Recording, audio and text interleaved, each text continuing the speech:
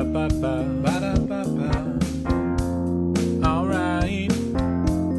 Promoter 101. Promoter 101. Promoter 101. Promoter 101. Promoter 101. Promoter 101. Promoter 101. Promoter 101.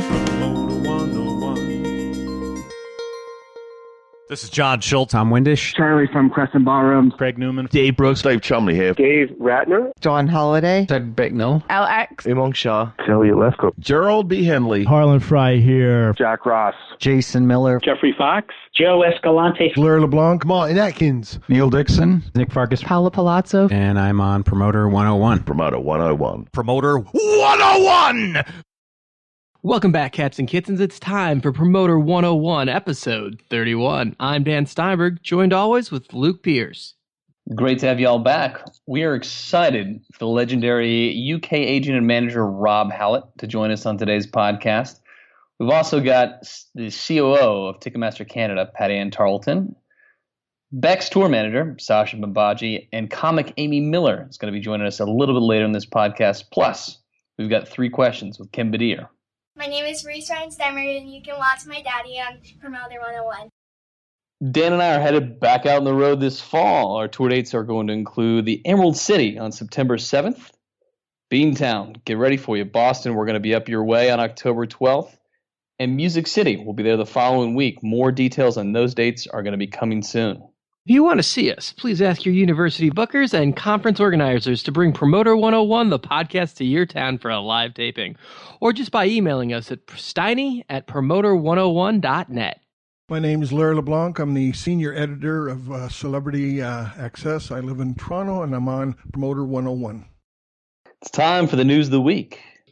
Let's start with the rumors and speculations. There is word all around about Led Zeppelin reuniting for Desert Trip. It would be their 50th anniversary, and there's lots of hubbub about it, but nobody knows for sure. AEG's not talking. No word from Paul Tillett yet. What do you think, Luke?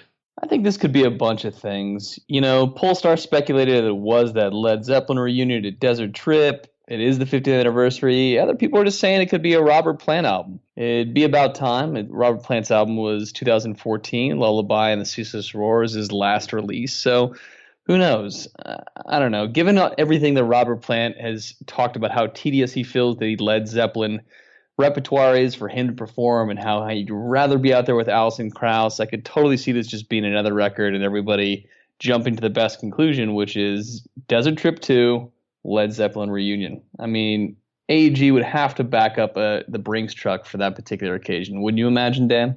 Well, it's never been a problem for them to roll out the cash, but you got to ask yourself, who are the other bands? I mean, maybe Black Sabbath, although they did just do their last show, but I think you could possibly balance out a Led Zeppelin with the final Black Sabbath shows.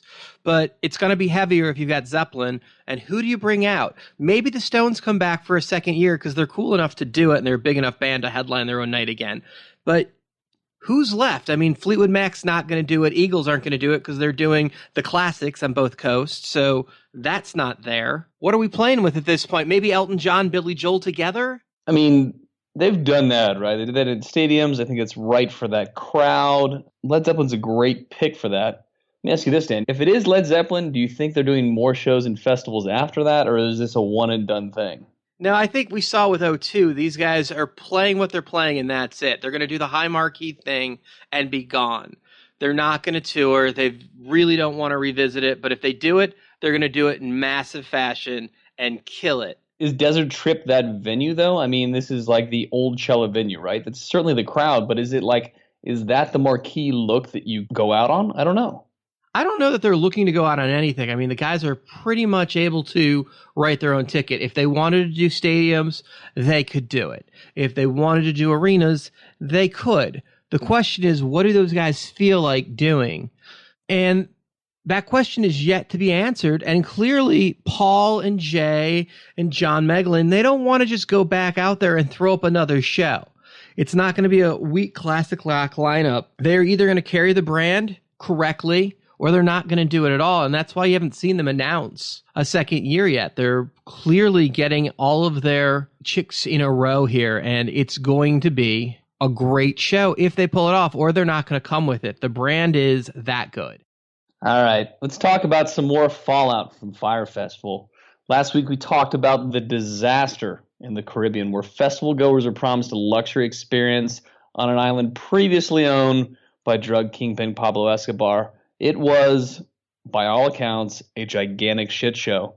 And despite the organizers' responses for a better event next year in 2018, a civil suit has already been filed by super lawyer Mike Garagos in the amount of $100 million. Garagos had worked with Michael Jackson and Chris Brown in the past, so not at all surprised that anyone is taking aim at Ja Rule and his cohort of investors and operators who seemingly, as these stories keep coming out, more and more did very little to prepare for this festival. So whether this was just a get-rich scheme, negligence, or incompetence, I don't really think it matters. This is just the beginning of legal headaches for Ja Rule and co. as they start to face out the ramifications of this massive fuck-up in the Caribbean. All right, let's get to the point of nobody cares anymore. Like, the people that got taken are douches, and nobody gives a fuck. Ja Rule's got no money. At least I doubt that he does. Nobody's going to get paid. This is going to turn out to be what to do about nothing, because you're not going to be able to collect, because it was out of the country anyway. It was in the Bahamas. So good luck catching those people and trying to settle up. But I'm tired of hearing about Fyre Fest. Like, these guys are morons. Good luck trying to do another year. You're promising everybody refunds. You're promising you're doing another year. Go the fuck away already so we can all get back to business. Let's talk about some real festivals. Austin City Limits announced their lineup.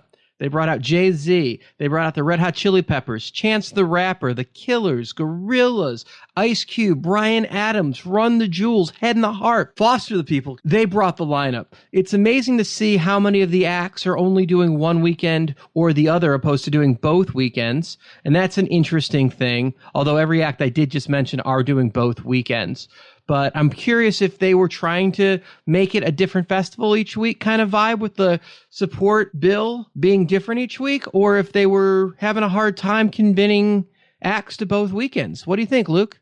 I think for where ACL falls in a fall cycle, schedule, availability, the dates in the calendar certainly come in more of a play versus the festival season that lines up kind of beginning in April with Coachella through the end of the summer. So I certainly think that ACL has a little bit more to do with the calendar than some of the places. I think some people just may be willing to do 1 week and maybe a money thing. So it's hard to say. It's got to be an act by act situation. But unlike other festivals, I think ACL definitely has a calendar issue.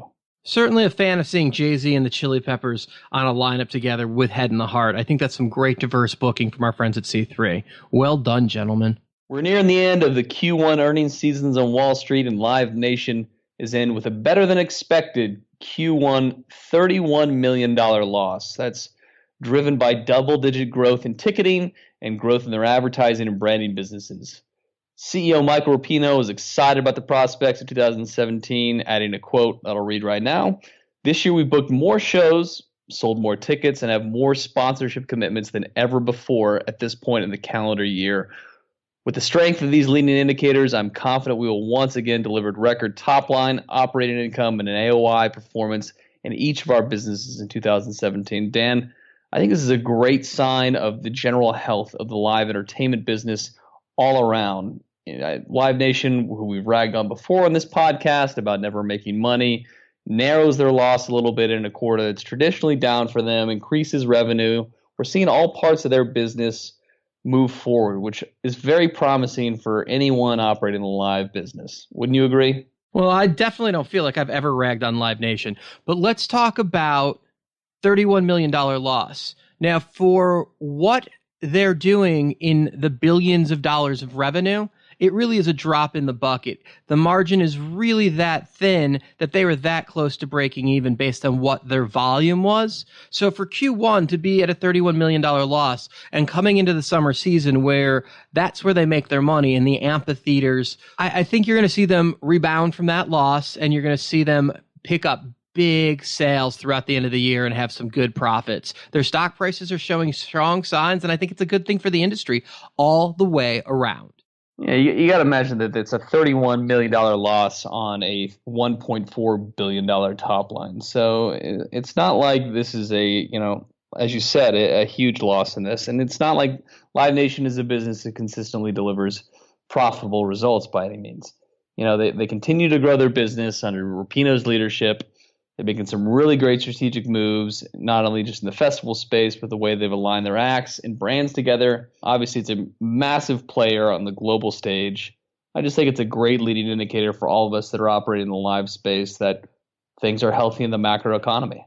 Well, and let's also point out that the $31 million loss includes their investments into themselves with acquisitions and all of the things that they're developing. So that's not necessarily a long-term loss as much as it is growth, because the company has certainly turned themselves around. There is good things happening on the front of Live Nation, and their company stock price reflects that. Right. I mean, Live Nation has had a few quarters in the past year where it has been cash flow positive. This being net income, it's not necessarily the same distinction that they're making there. They are writing down some losses on particular tours, but I got to imagine that this is a year where Live Nation is going to spin off some cash for sure.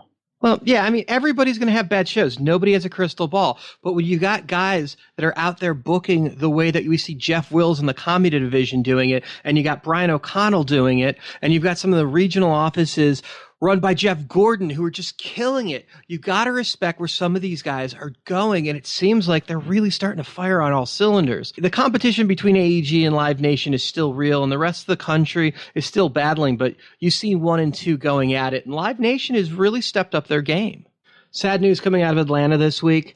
During the celebration of his 70th birthday, Colonel Bruce Hampton fell over during the encore of his tribute show to him at the Atlanta Fox. He later passed away at the hospital. The industry is moved by this, as well as the crowd, to see someone that was beloved so much and honored pass at a moment that was clearly built up and so special in his hometown. You never want to see anybody go. There was certainly a poeticness to the way he went. And the fact that he got to make it through his show that he was being honored for on his 70th birthday is just amazing all the way around. But a tragic, tragic story, but so beloved. Luke?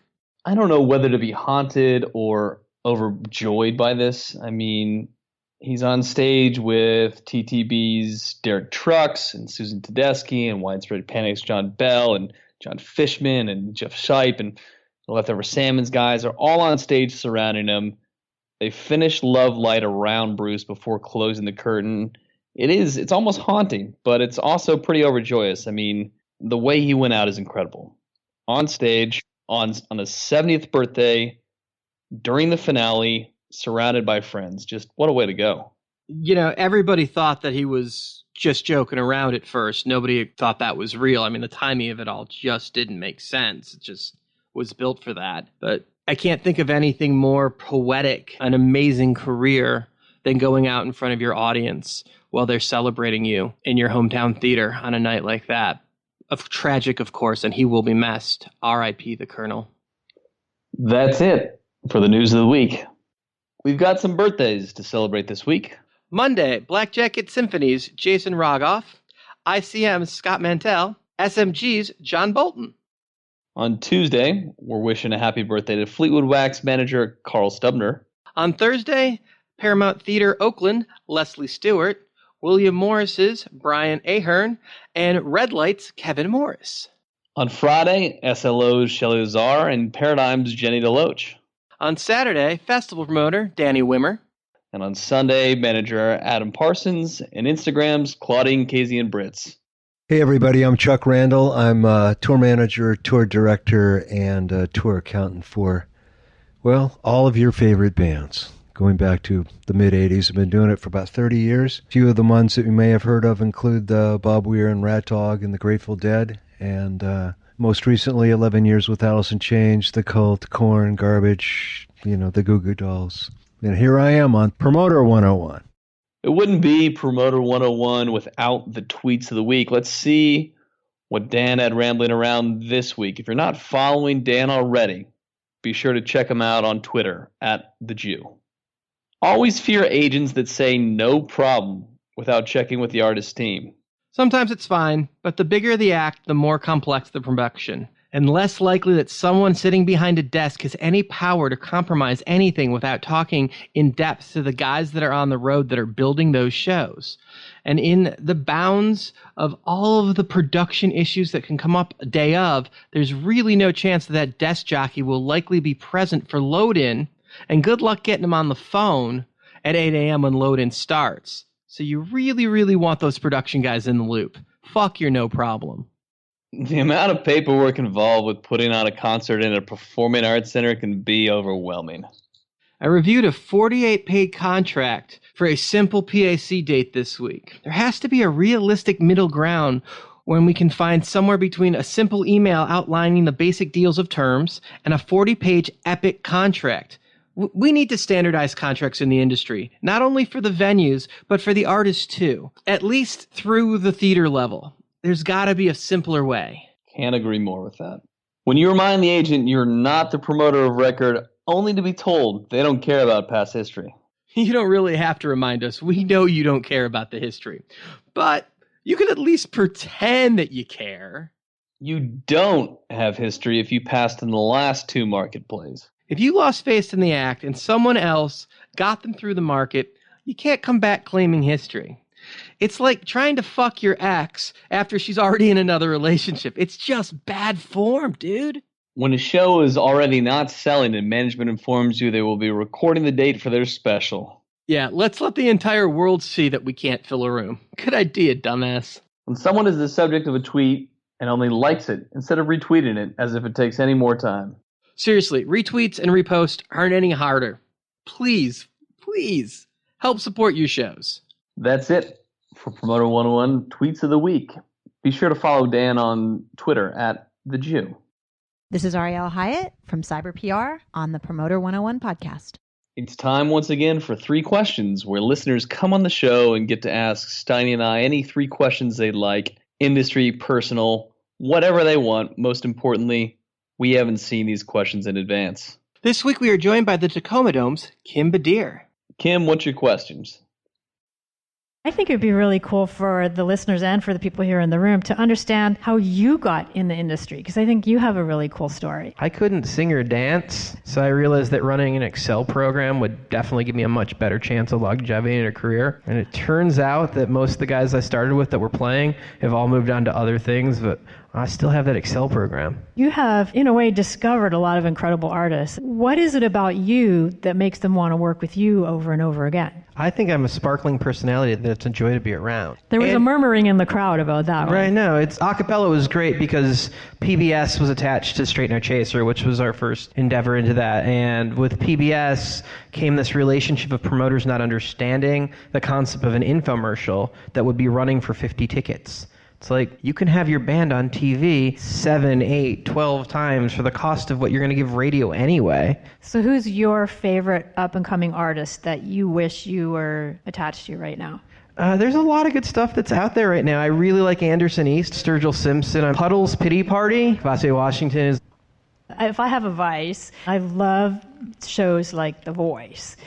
As somebody in the music industry, do you think they have any validity? Well, I think the vehicle's not so much for the people on the show, it's for the people that are judging on the show, and it's done great things for Blake and Gwen. If somebody should happen to break, like Carrie did off of Idol, great, but it's yet to happen. You asked me what my favorite industry memory was. What's yours? We did Scorpions, 6,000 fans on their feet. It was an amazing moment of electricity of the crowd, and watch the biggest band in Germany take stage and see my daughter next to me on one side and Steve Martin on the other side of me. That was a cool feeling. Thanks for joining us on Promoter 101 for 3 questions, Kim. If you'd like to ask us 3 questions on an upcoming episode of Promoter 101, please email us at steiny@promoter101.net. Hi, this is Scott Perry. You can catch me on Promoter 101 with Dan Steinberg. This week, our first interview, we're joined by legendary agent and concert promoter from the UK, the great Rob Hallett. Promoter 101, I'm here at ILMC. Got a legend in the suite. Rob, thank you for taking time on your birthday to be with us. You're welcome. So, a little bit of history. How did you become the icon that you are today? I wouldn't say I was an icon. How have I survived? I said it, you didn't. It's all right. How have I survived this long in this crazy industry?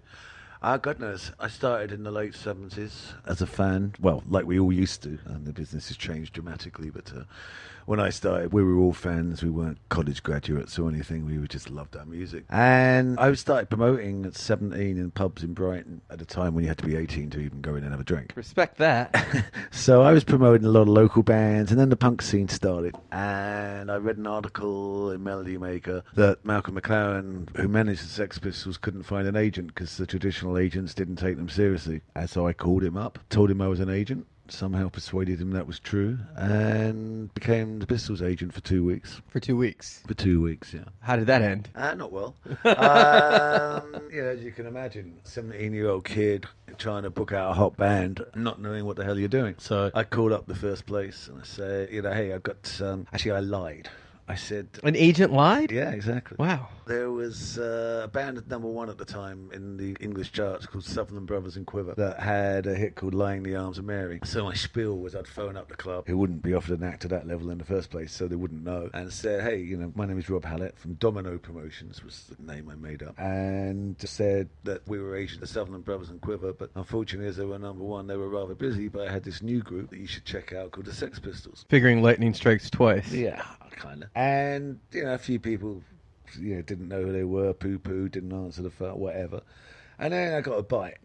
Oh yeah, I've heard about them. They're causing a bit of a buzz in London, aren't they? Yeah. How much do you want? I forgot to ask that question. So I said, what do you think? And the guy said, 50 quid. No, £50, gosh. At the time, I was on a £30 a month social security, having just left college. So...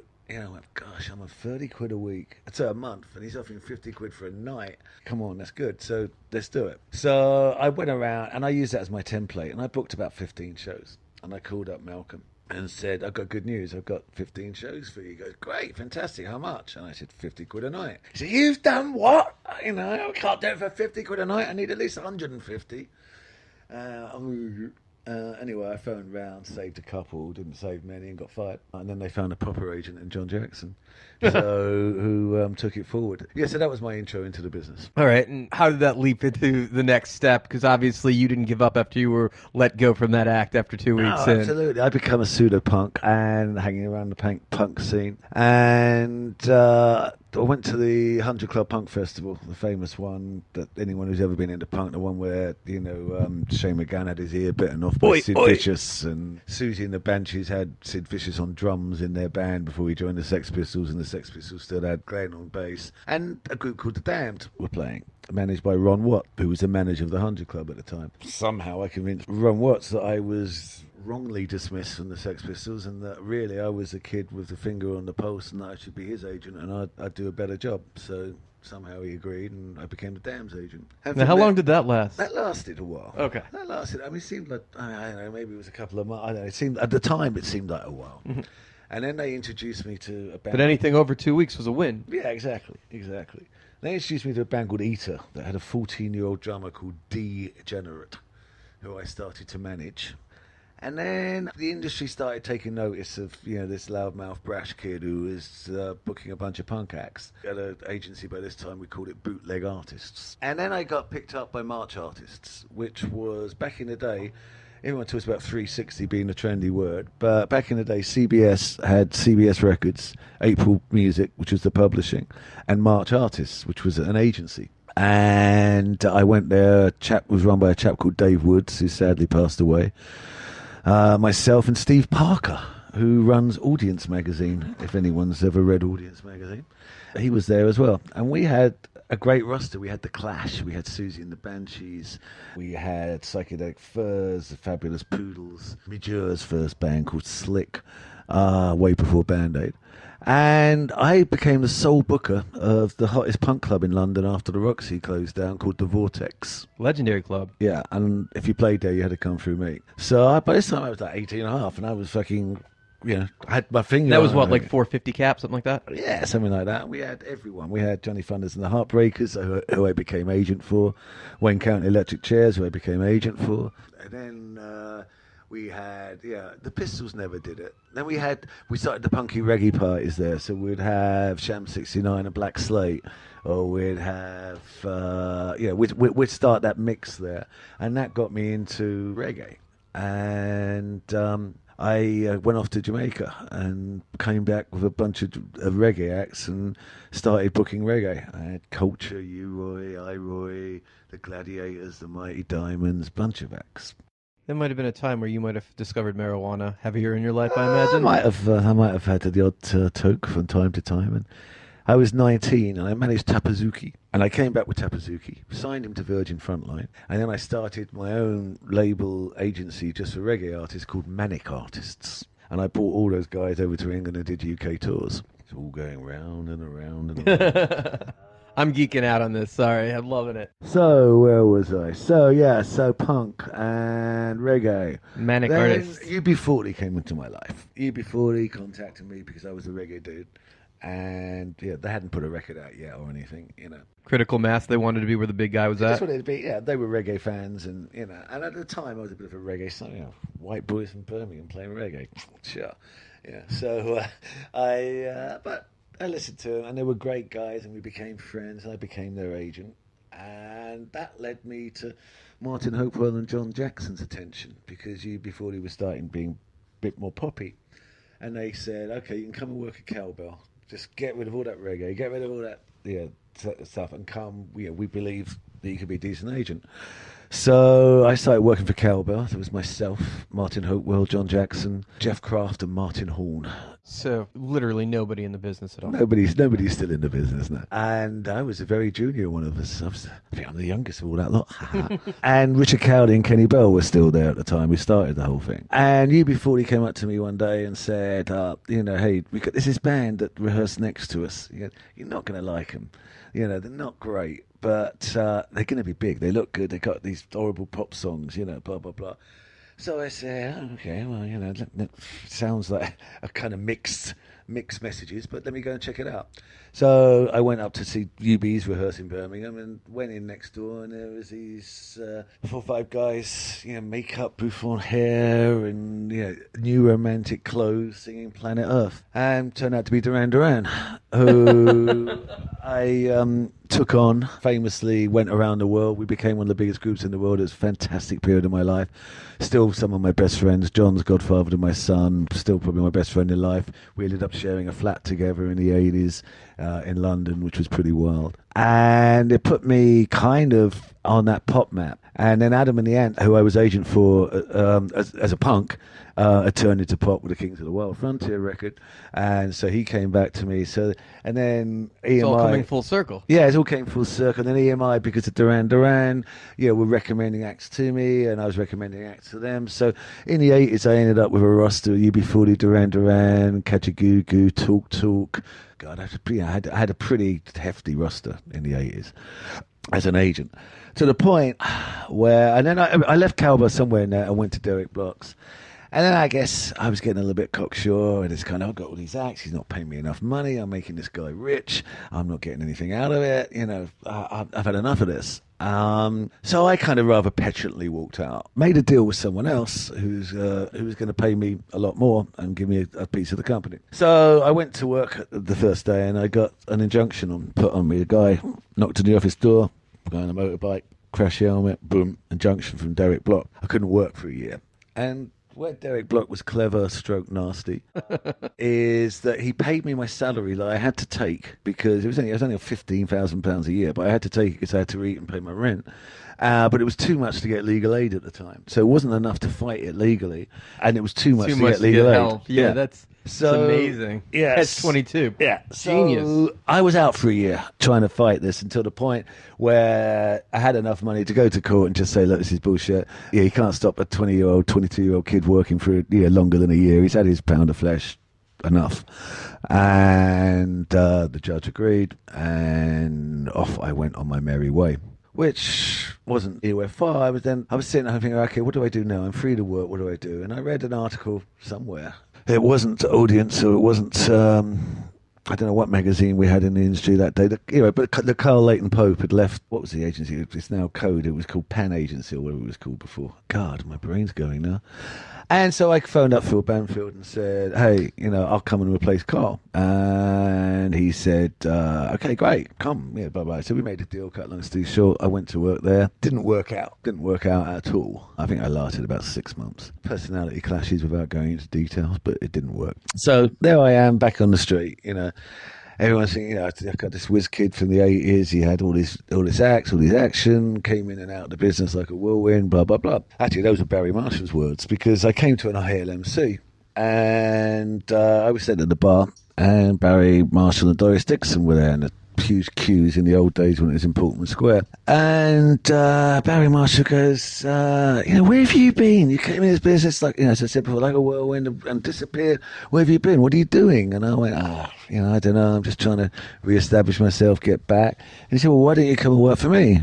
And I said, well, because you haven't asked me. So anyway, 6 months later, it took to do a deal. I started at Martial Arts, which was the best thing that ever happened to me. And with Barry's guidance and mentorship, I turned from an agent into a promoter. By this time, it's 1990, and the music world's changing somewhat. My first big success was R. Kelly, born in the 90s. David Zedek, still my friend to this day, sold me R. Kelly for Hammer Savodian as my thing. It was the first major show I promoted.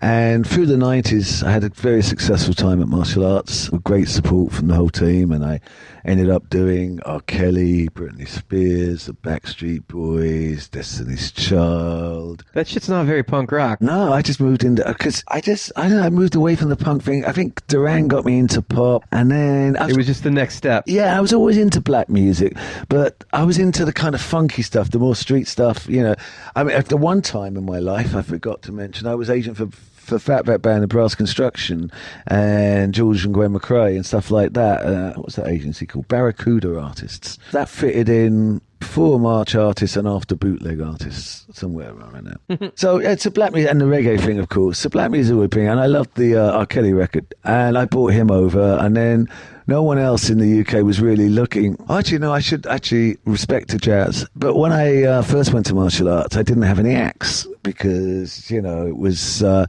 didn't go well with PAN. It didn't, I'd been out of business for a year, so I didn't really have anything. So Barry said, okay, well, why don't you start? I got an Al Jarreau tour to do. You book that because I'm doing something else. And then, here's some jazz people. So I started booking Al Jarreau at jazz festivals.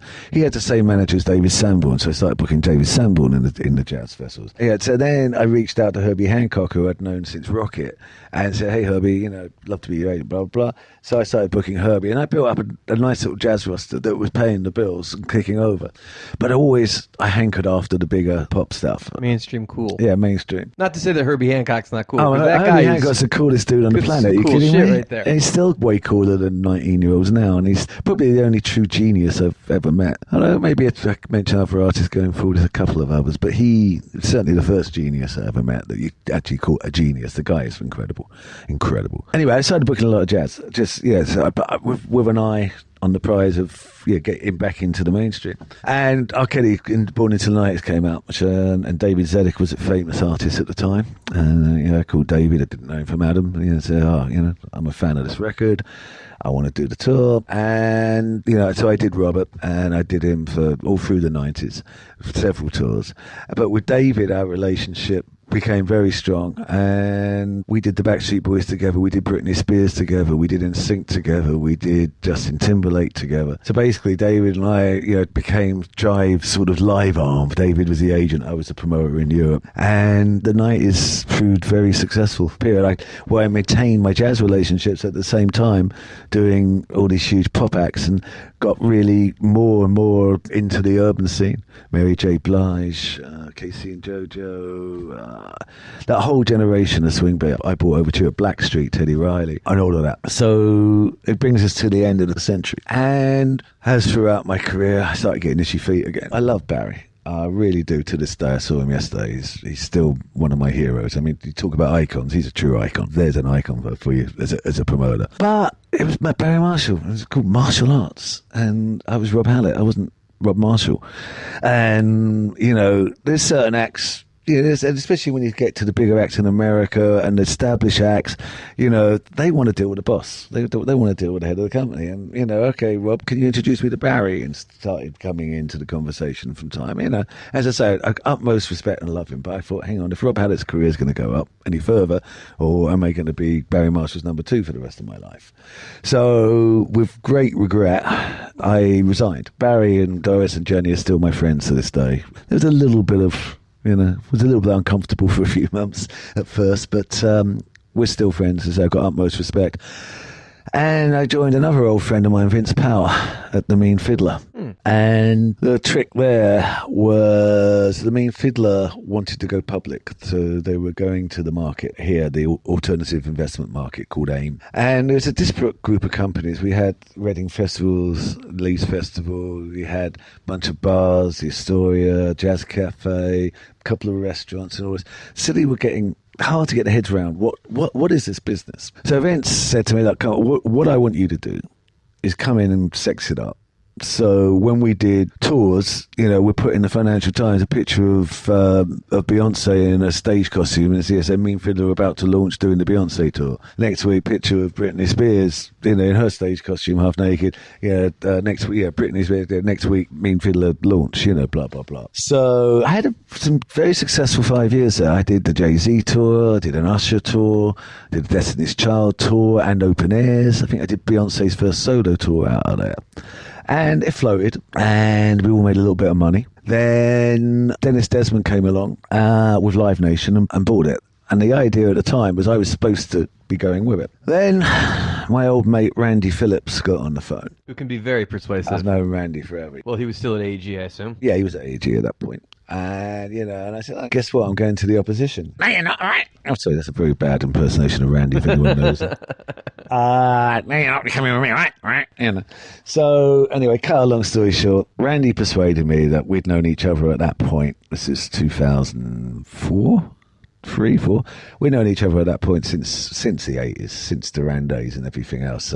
When he managed Andy Taylor in America, and I managed Andy Taylor in the rest of the world after he first left Duran. So you guys had a working relationship. Yeah, because you guys had to communicate constantly. Yeah, for years. So we've been friends since 1985. And everyone gets along with Randy. The guy's a sweetheart. Yeah.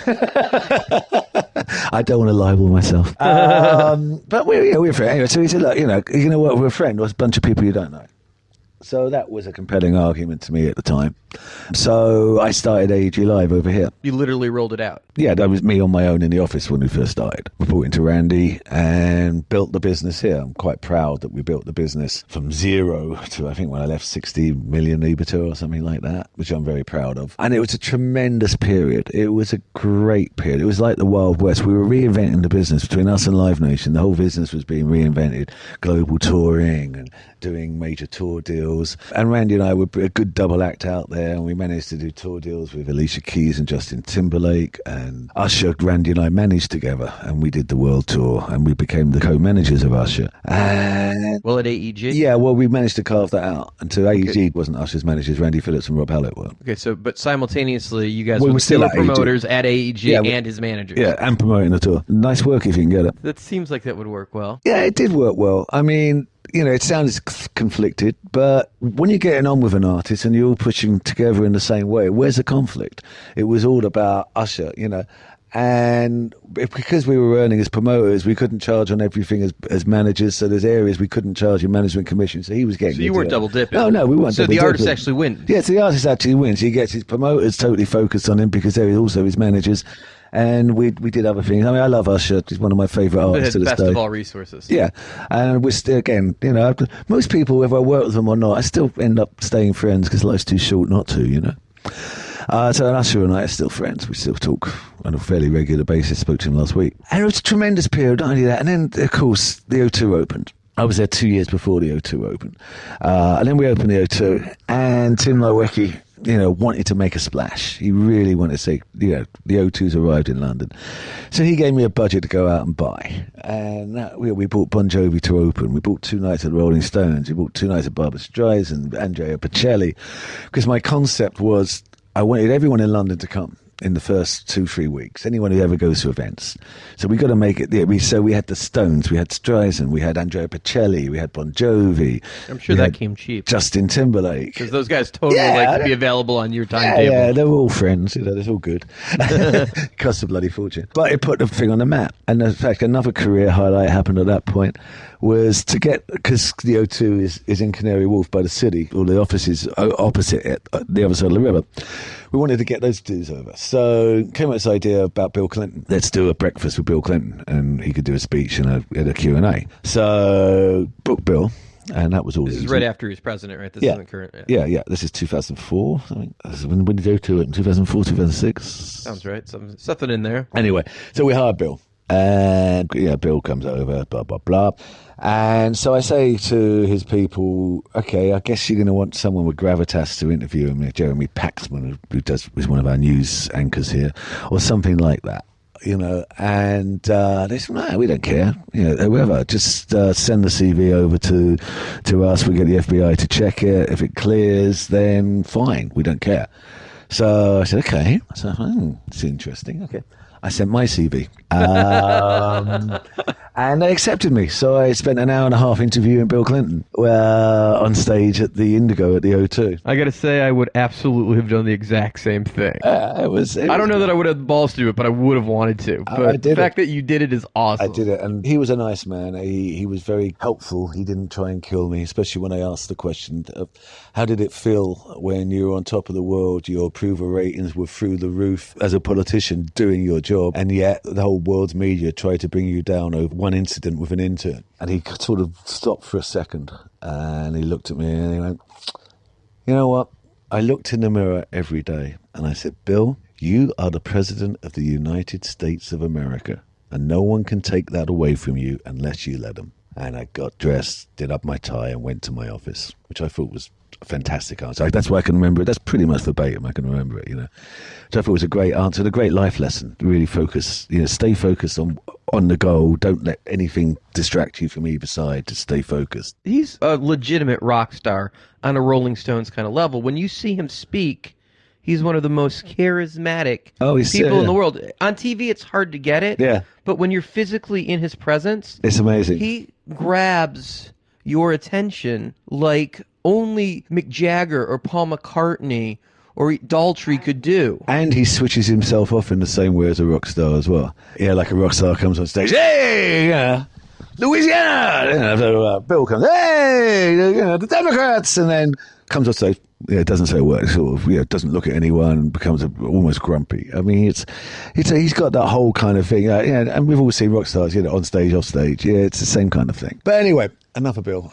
Hold on a second, though. When you interviewed him, obviously you prepped your questions. Did you have any time with him beforehand? No. So he's just so good and so used to being interviewed. I was shocked that you did it cold. Yeah, and I'm sure you were the most well-prepared you've ever been for any meeting in your life. And I was shocked they didn't want the questions. It must have been nervous as hell, I imagine. I was really nervous as hell.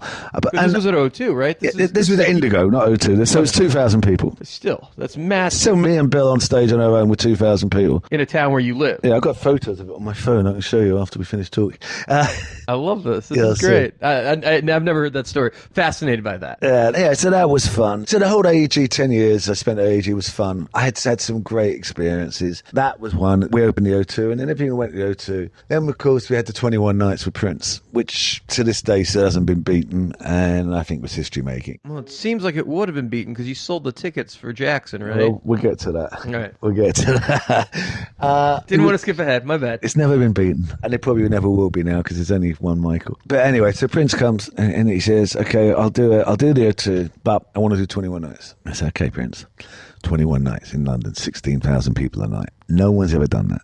I think the biggest record at the time was Dire Straits had done 14 nights at Earl's Court in the heyday of Brothers in Arms. Prince was even past his heyday, So, okay. Anyway, we're talking 21 nights. The Prince, maybe we can squeeze 7. 21. Okay, I'll tell you what. How about this? We'll do 21 nights in London, but the last 7 might be at the Jazz Cafe. But we can say you did 21 nights in London. So he said, so he just smiled the way he used to Riley smile and say, okay, well, it'll all be at the O2, Rob, and sure enough, he was right. I think our marketing helped, but... well, and it must have, because he tried to replicate that in Los Angeles, and it didn't work, and he wound up having to come in and self-produce some of those dates, if I remember this correctly. Yeah, well, that's be a little fuzzy on the details, that's but because I wasn't the promoter, wasn't it? Obviously. They put it up to be multiple weeks, and it didn't sell as well as it was supposed to. Well, I mean, I don't know how well they thought it through, but we thought it through like on a meticulous level. Like when we announced, Prince agreed to give away his new album, which was Planet Earth at the time, with the Mail on Sunday, which is a newspaper here that reaches 3.5 million homes. Each of them woke up on Sunday morning with a free Prince album on their doormat.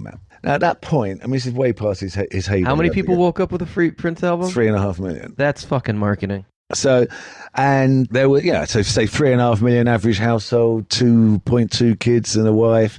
So you're reaching, and then they share it with their friends. Really, you're reaching a hell of a lot of people. And then we go on sale. And because 7 was a magical number for Prince, I said to him, okay, let's do it in tranches of 7 and let's get people excited, and let's stop and relaunch, So we did 3 tranches of 7. With the 3.5 million things, we got radio excited again, and we got... Was it 21 nights in a row, or were there dark nights? There were dark nights, but not many. He sings 2.5 hours a night, right? Yeah, I know, he worked. And he did Indigo for 2 hours afterwards and sing. Right, because he does the late show after. He was a miracle of modern science. I don't know how he did it. But it was fantastic. 21. I saw 42 nights of Prince in about 2 months because I had to be there at the show, the after show, blah, blah, blah. You must have not got any work done during that time. No, I mean, you don't really need much else if you're doing 21 nights of Prince for 16,000 people a night. You don't, but that's not how this industry works. No, I mean, I was... You were burning the candle on both ends? Yeah, you were. And the worst summer I ever had was when I had Bon Jovi, Justin Timberlake, and Justin Bieber all out in one summer, having to try and go around,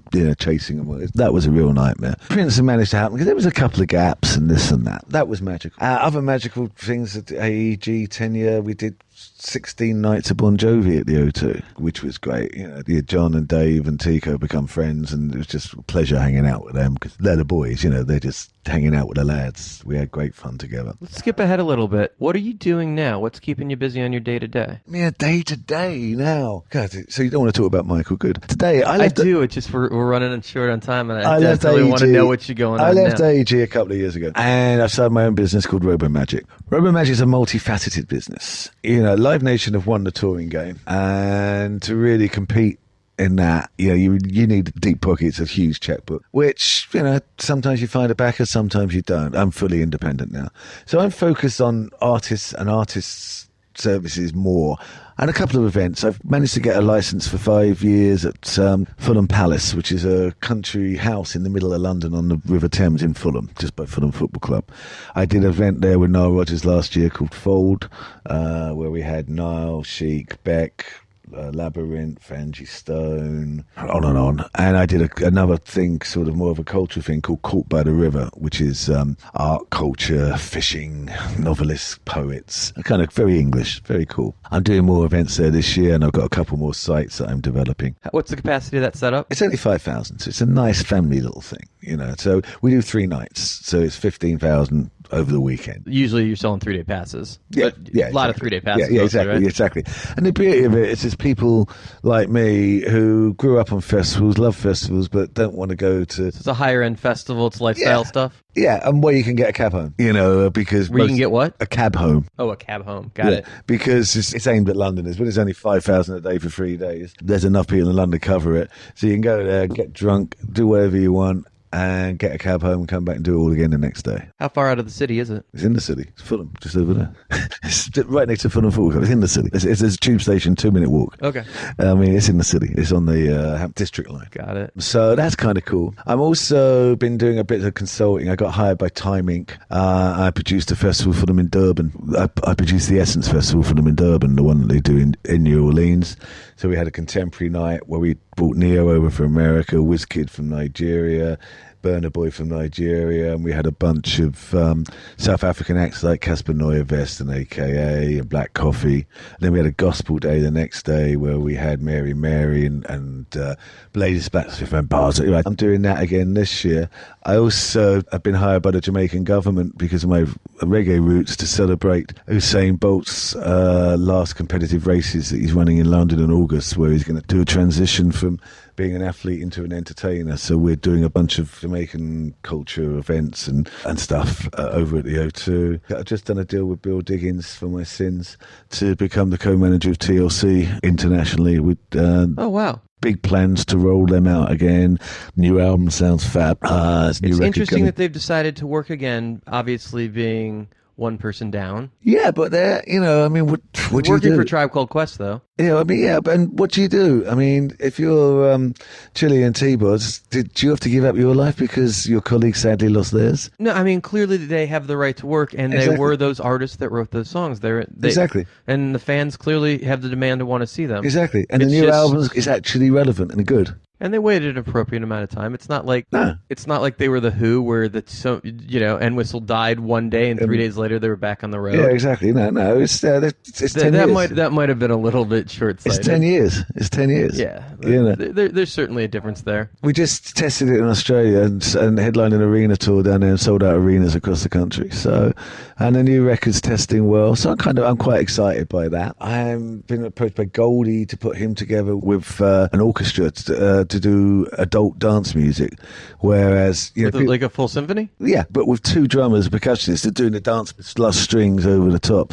So for people, EDM goes adult. I love that. It's before EDM. Yeah, it's the original dance music. Yeah, drum and bass goes adult. Basically, if you like Goldie in the first place, you're now in your 40s and 50s. You still don't like guitar music because that's why you like Goldie in the first place. But you don't. He kind of disappeared for a while, and it seems like a proper time for him to come back. Yeah, exactly. And EDM is like, it's for kids. And so for people who like dance music in their 40s, blah, blah, blah. This is a show. We put 6 shows on at Ronnie Scott's a couple of weeks ago, and they sold out in 5 minutes. And the crowd was, as I thought, so the demand is predominantly male, 40 to 50, who sit there. But they're sitting. They're not dancing. They were sitting because you can't stand there. No, exactly. That's awesome. But for the last 2 songs, he revved it up a bit and they got up. So I'm doing that. I've been working with will.i.am. We did a couple of shows at the Royal Albert Hall just over there to launch his watch, his talking watch thing that he launched. We did that. We're talking about some touring down the road. I'm just enjoying kind of being a gun for hire. And you get your hands in a lot of pots, it seems. Yeah, You're a busy man. I'm picking up projects here and there. I've probably forgotten a couple. If anyone's listening and I haven't mentioned a project of yours that I'm working on, I'm sorry, but I am working on it, I promise. You've got to reinvent yourself in this business, and the landscape's changed from when I was when I started. It's changed several times over the years. I don't have 100 million to pay artists for advances like Live Nation do. I'm, having to find other way. There's no way I'm leaving this business until they carry me out in a coffin. So I'm going to be here making a noise as much as I can for the rest of my life. And had you given a second thought when Sex Pistols had fired you 2 weeks in, a whole different career in music industry would be greatly devastated on how it turned out. No, I never doubted for a second that I'd succeed. Amazing. I want to thank you so much for taking the time to talk with us. I would love to make this an annual thing. Will you come back and talk to us next year when we're here? This Absolutely. is incredible. I feel like we're just scratching the surface. I'll have to listen again so I don't repeat myself. But yeah, there's a few stories I haven't told. Thank you so much. All right. Welcome. Appreciate it. See ya.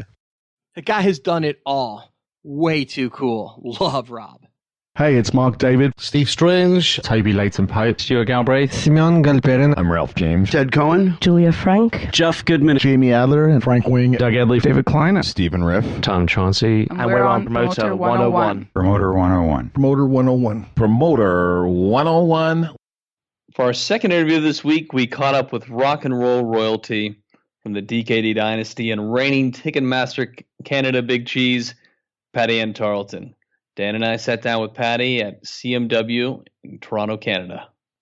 Promoter 101, we're here in Toronto, Canada at Canadian Music Week. We're joined today by our first ever Ticketmaster executive, the lovely Patti-Anne Tarlton. Patti, welcome to Promoter 101. Thanks for having me. How are things going for you at Canadian Music Week? It's good. It's the beginning of the week. Lots in store. We're all on back-to-backs during the day and showcases at night, and a little bit of sporting going on too with the playoff buzz. Absolutely. Yeah, you guys seem to care about basketball right now. Yeah, we it's do. hockey. We're on bandwagon, but we got hockey too. Big game on Monday night. So you guys haven't Overtime. forsaken it. No, not And the yet. National sport's still lacrosse, right? Yes, it is. That confuses the shit out of me. Shit, I know. Are there pro lacrosse teams that Ticketmaster's making money with across Canada? Yeah, and there's also rugby coming in too this year. Okay, see, I see that selling. That's like pro wrestling meets football. I get that. And rugby sells well across the country. And then we also, let's not forget, we're getting more and more multicultural, right? And so we're bringing lots of different interests, which, of course, maybe leans on our hockey interests, but certainly it's everything for everyone. And Canadian hockey extends well beyond Canadian borders to half the Chicago Blackhawks, the reigning Stanley Cup champions, are Canadians. Go Canada, go. Absolutely. So you guys are deep into our histories. Like when it comes to the concert world, Canada is kind of controlling the game. It's the mistress to the rest of us being the subs at this point. I might have grown up underneath that. So your family history is deep in the business. Yeah. First concert I remember going to, because I know I managed to get to a bunch of them well before I was old enough to talk, but April Wine with Heart opening in Victoria, BC. Sat on the lighting council. Was April Wine that much bigger of an act in Canada that they were having Heart open, or was it early for Heart? It was early for, I'm aging myself, but certainly was early for Heart. And April Wine was massive for us as well. Yeah, they were much bigger in Canada than they ever were in the States, right? Well, that was Donald.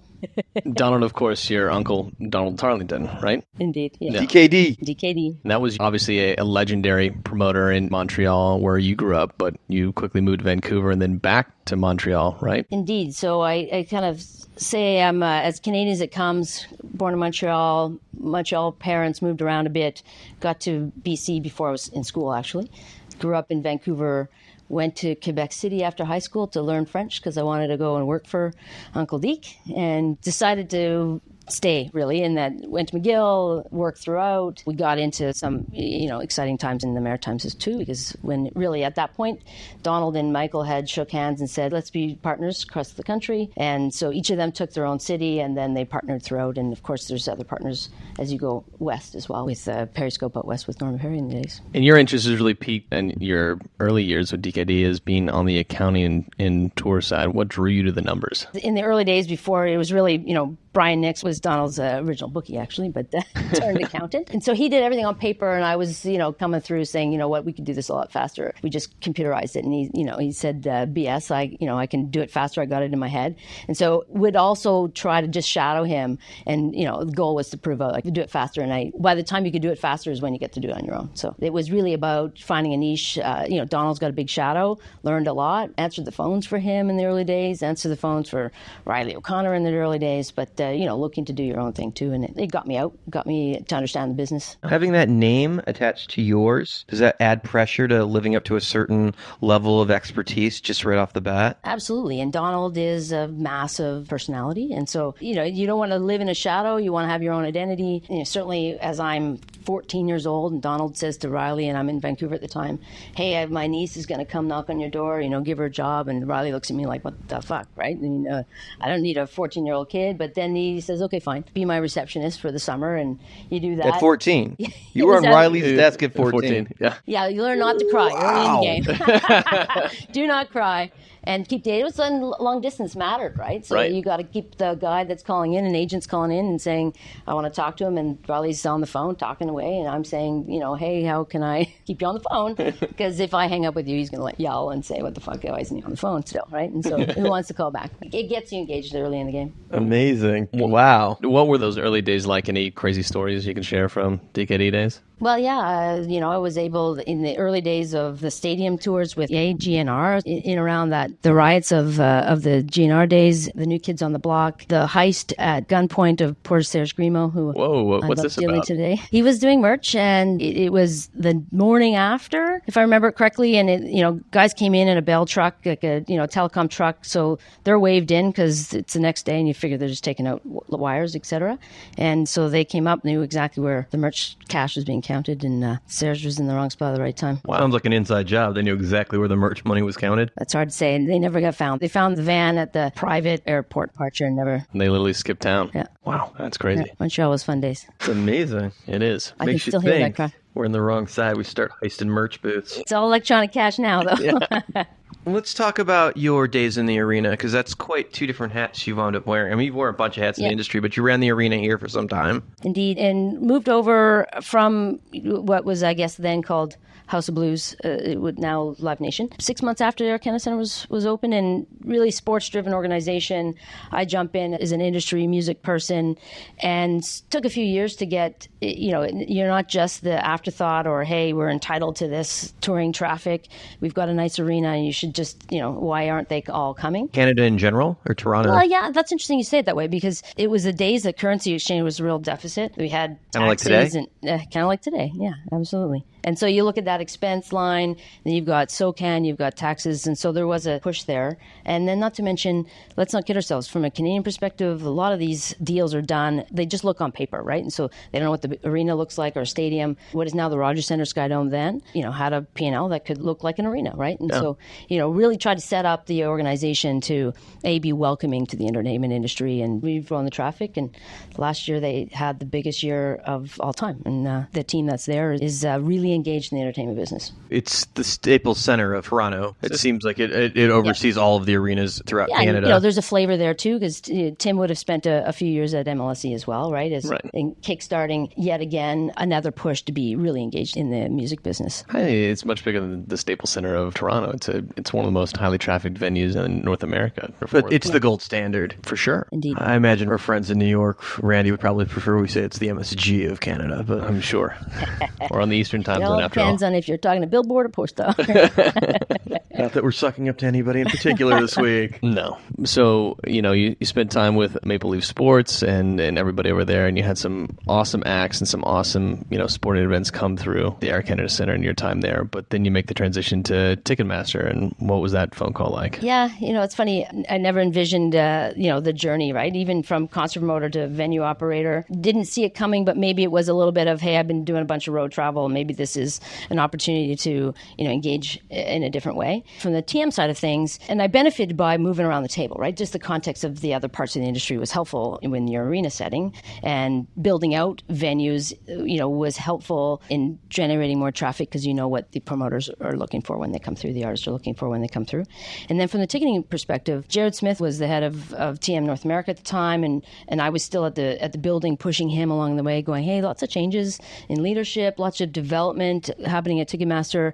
I see south of the border as I go to conferences and stuff. What's going on in Canada, right? Well, give me a minute, PA. Just give me a minute. I got to figure this out. That's the answer for Canada. Give us a minute. We'll get back to you. Right? And so I think over time there was just a little bit of like, listen, if you got all the answers, why don't you come do it? Or me saying, listen, you haven't figured it out yet. Let me come do it. So, we kind of go back and forth on which one came first in that regard. But, the stars lined up, and it's been a great ride. The engagement from a TM Canada perspective is really what I came back to do. In the early days, of course, you're talking to your ticket company about all the things they see. What's your sense? What do you think things are going to sell? What is the right pricing, et cetera? And that consultation was really part of, back in the days as a concert promoter, you really looked at your local contact as a partner in helping you make your decisions, right? And it had gotten a bit quiet over the decade before, so was really looking to re-engage a team, and got a real exciting team. It's been fun growing it up. And you've been an incredible advocate for artists and fans alone here in Canada, working a lot with Canadian government to combat scalpers and ticketing bots up here. You've been an amazing advocate for government-funded or publicly funded arts here, testifying several times on behalf of artists. Let's give the other side. Let's talk about when she's a bitch. That's at home. Talk to the girls. We don't hear those stories as much, but they got to be there, right? I mean, it's got to exist. There's only so many hours in a day to be smiling, right? In your role as advocate, how is all of your experience from concert promoter to venue operator to COO of Ticketmaster, how has that helped you create a platform for advocacy? It's perspective. It's always perspective. And so, I think a lot of times when we engage, conversation starts with what you're doing right now. And so if you can just broaden that perspective to be able to talk on behalf of, and I think having grown up outside of Toronto and saying I would never live in Toronto, and 20 years later I'm here, right? And so there's a responsibility that comes, I think, with being in that hub to speak on behalf of Canada. And that's what's really I've gotten a kick out of, is representing, be it in a North American setting, representing what we can do up here in Canada. We always pride ourselves in being able to punch in above our weight class and export that we can accomplish up here. And so there's great stories to tell at the government level and media alike, right? But it's also up to public awareness challenge, in that if I just come at it from, hey, you're the head of Ticketmaster, all of the myths that exist is what you first got to get through. So if you can try to make it a bit more personal, then it's not one big corporation. It's interesting how you pointed out, because in the American sense, Canada and America are kind of the same thing in our world. We're another state. Well, yeah, kind of. And when you're dealing with touring and routing, you think of it the same way because you jump back and forth across the border. It's not a big deal. If you promote in one, you promote in the other. If you work in one, you work in the other. It's not like jumping continents by any chance. And I think if you look at it from Europe's point of view, we're the same thing because once they jump over the pond, they're playing both once they're here. I mean, they may only do one or two markets in Canada, and especially now that the dollar is so weak up here compared to the U.S. dollar. And clearly that's got to affect the volume of shows when the dollar is down like it is, because when you guys were at 0.9 to our 1 or even at 1.1 to 1, it's got to affect how many markets are getting played with acts. That's right. And how deep an artist will go when they're at the top of their career as well, right? It's really got to affect Regina's volume of shows. Medicine Hat and Moose Jaw are getting skipped. And the maritime provinces, they often, it stops in Quebec, right? When the economics don't work. We've done because you're playing Toronto one way or another. You're probably playing Montreal. You're playing Vancouver. And you can pop up from the States when you do that. Right. And so, really it's to try to keep that national perspective. And that's really, when you go back to the CPI and DKD and Periscope and Night Out in the middle, and Ottawa had Bass Clef, et cetera, you had a mechanism to tour across Canada. And so there is still that effort. Live Nation does it, AEG does it. There's independents here across the country that are taking shows across, and it's in their interest to do that, right? Because that's the only way you can make a living in Canada is to actually. Who are the big independents now that Union has fallen? Well, you still have Embrace here out of Toronto. You've got Inc. You've got Palmer's. Obviously, the guys from Eventco don't come down; they stay in their markets. Eventco actually has grown into what was DKD's territory back in the day, right? So you've got Quebec and the Maritimes is really their primary focus. They'll take French content across if they can, and they're always having ambitions to grow from there. They have a great platform of festivals and theaters. They're essentially, I talk about them as being the Live Nation of Quebec, right? Because they've got everything from the festival, the arenas, the clubs. The touring, those guys own their markets the way Jam used to own Chicago. Yeah. Okay, so Ticketmaster up here is a very solid brand. I don't see 900 different ticket companies up here. I know some of them have come into the market, but it's not the same thing like 900 ticketing companies that are trying to break London and trying to break the States right now. Right, but I think there's also, primary versus secondary, and then there's just other ways to distribute digital tickets today. And so, we really don't look at any one independent company as the competition. We look at what is the new way to distribute is, be it any e-commerce platform that exists today can become a distribution of tickets. The challenge, of course, is the mechanics of the primary side. And so, yes, we absolutely, have great relationships. When you think about, there's a dozen big buildings in Canada, right? So, that's your stable. And then there's the, festival platform, club platforms, do-it-yourself as well. There's stretching out beyond our platinum NHL type clients, CFL stadiums, which even those organizations often grow out. And Eventco is a good example of, they're way, way beyond just a hockey team owner and an NHL venue owner. Helps when you got really good beer money flowing there through you. Go. Okay, so the technology certainly moved into the next generation. You guys are on the forefront of combating bots. And bots, I think, unilaterally is what unites the industry, and that who would say they don't want to fight against bots. And there's where advocacy, to your point earlier about with government, legislation alone, and you have a federal legislation in America, which gets looked at from our Canadian provincial level. If there's no enforcement, it's worth nothing. But if there's at least if there's that kind of a law on the books, then you can do things without fear of class action suits against you. And so, when you talk about technology, our verified fan technology, which is really the pre-registration on pre-sales. Which only takes a second, which is amazing. Right. It's just are you a real person? That's right. And so even some bots will get through that, and then we just can take the opportunity to cancel those tickets without fear. If there's a legislation that protects against that, right, that says bots are illegal, you could then cancel those tickets and then refresh the list and give it back, the opportunity to the fans. Now, does the technology exist if the show's not selling great off the break that we don't cancel those tickets? You can keep the money and let the scalpers get stuck with them? PA's question was who's going to argue against bots, and it's the promoter in the room right now trying to take risk out of the deal. Yeah. If the show didn't break well, I'm loving the bots. Someone else has offset some risk for me, right? Well, I think we're all happy when the scalpers lose, right? Well, what's the difference? The real question is, what's a scalper anyways today? I imagine it's a kid in a dorm room that's smart enough to trade futures by buying enough tickets if they hit back. There you are. By buying 30 tickets on his credit card. And so some of those guys are in the ecosystem, right? Some of those you do want to have relationships with because they've offset some risk for you, right? And so the bots would really just be about taking a rule that says you've circumvented the rule set out by a promoter and artist, a venue, right? Say it's the ticket limit, 4 tickets, for example. And so the idea of saying that they've used technology to circumvent the rules that were set out, you may not set a rule, right? And yours like, hey, you know what? You want to buy 100 tickets? You want to buy 1,000 tickets? Fill your boots. I read an article about, speaking about the verified fan program, where, there was a concert goer here in Toronto that had gone to 100-something concerts in a year, and he wrote into somebody after his ticket was canceled, and you got an email from a journalist here in Toronto, and you emailed back within 5 minutes reinstating his ticket. How do you, at that level, maintain everything you have to do on a daily basis and be able to field opportunities like that when they come across your desk? How do you keep all the plates spinning? I mean, that's a good question. And, some of that is, you're constantly connected, right? And so, you could receive that on your phone and you've got to at least respond to say, hey, I caught that and I'll follow up.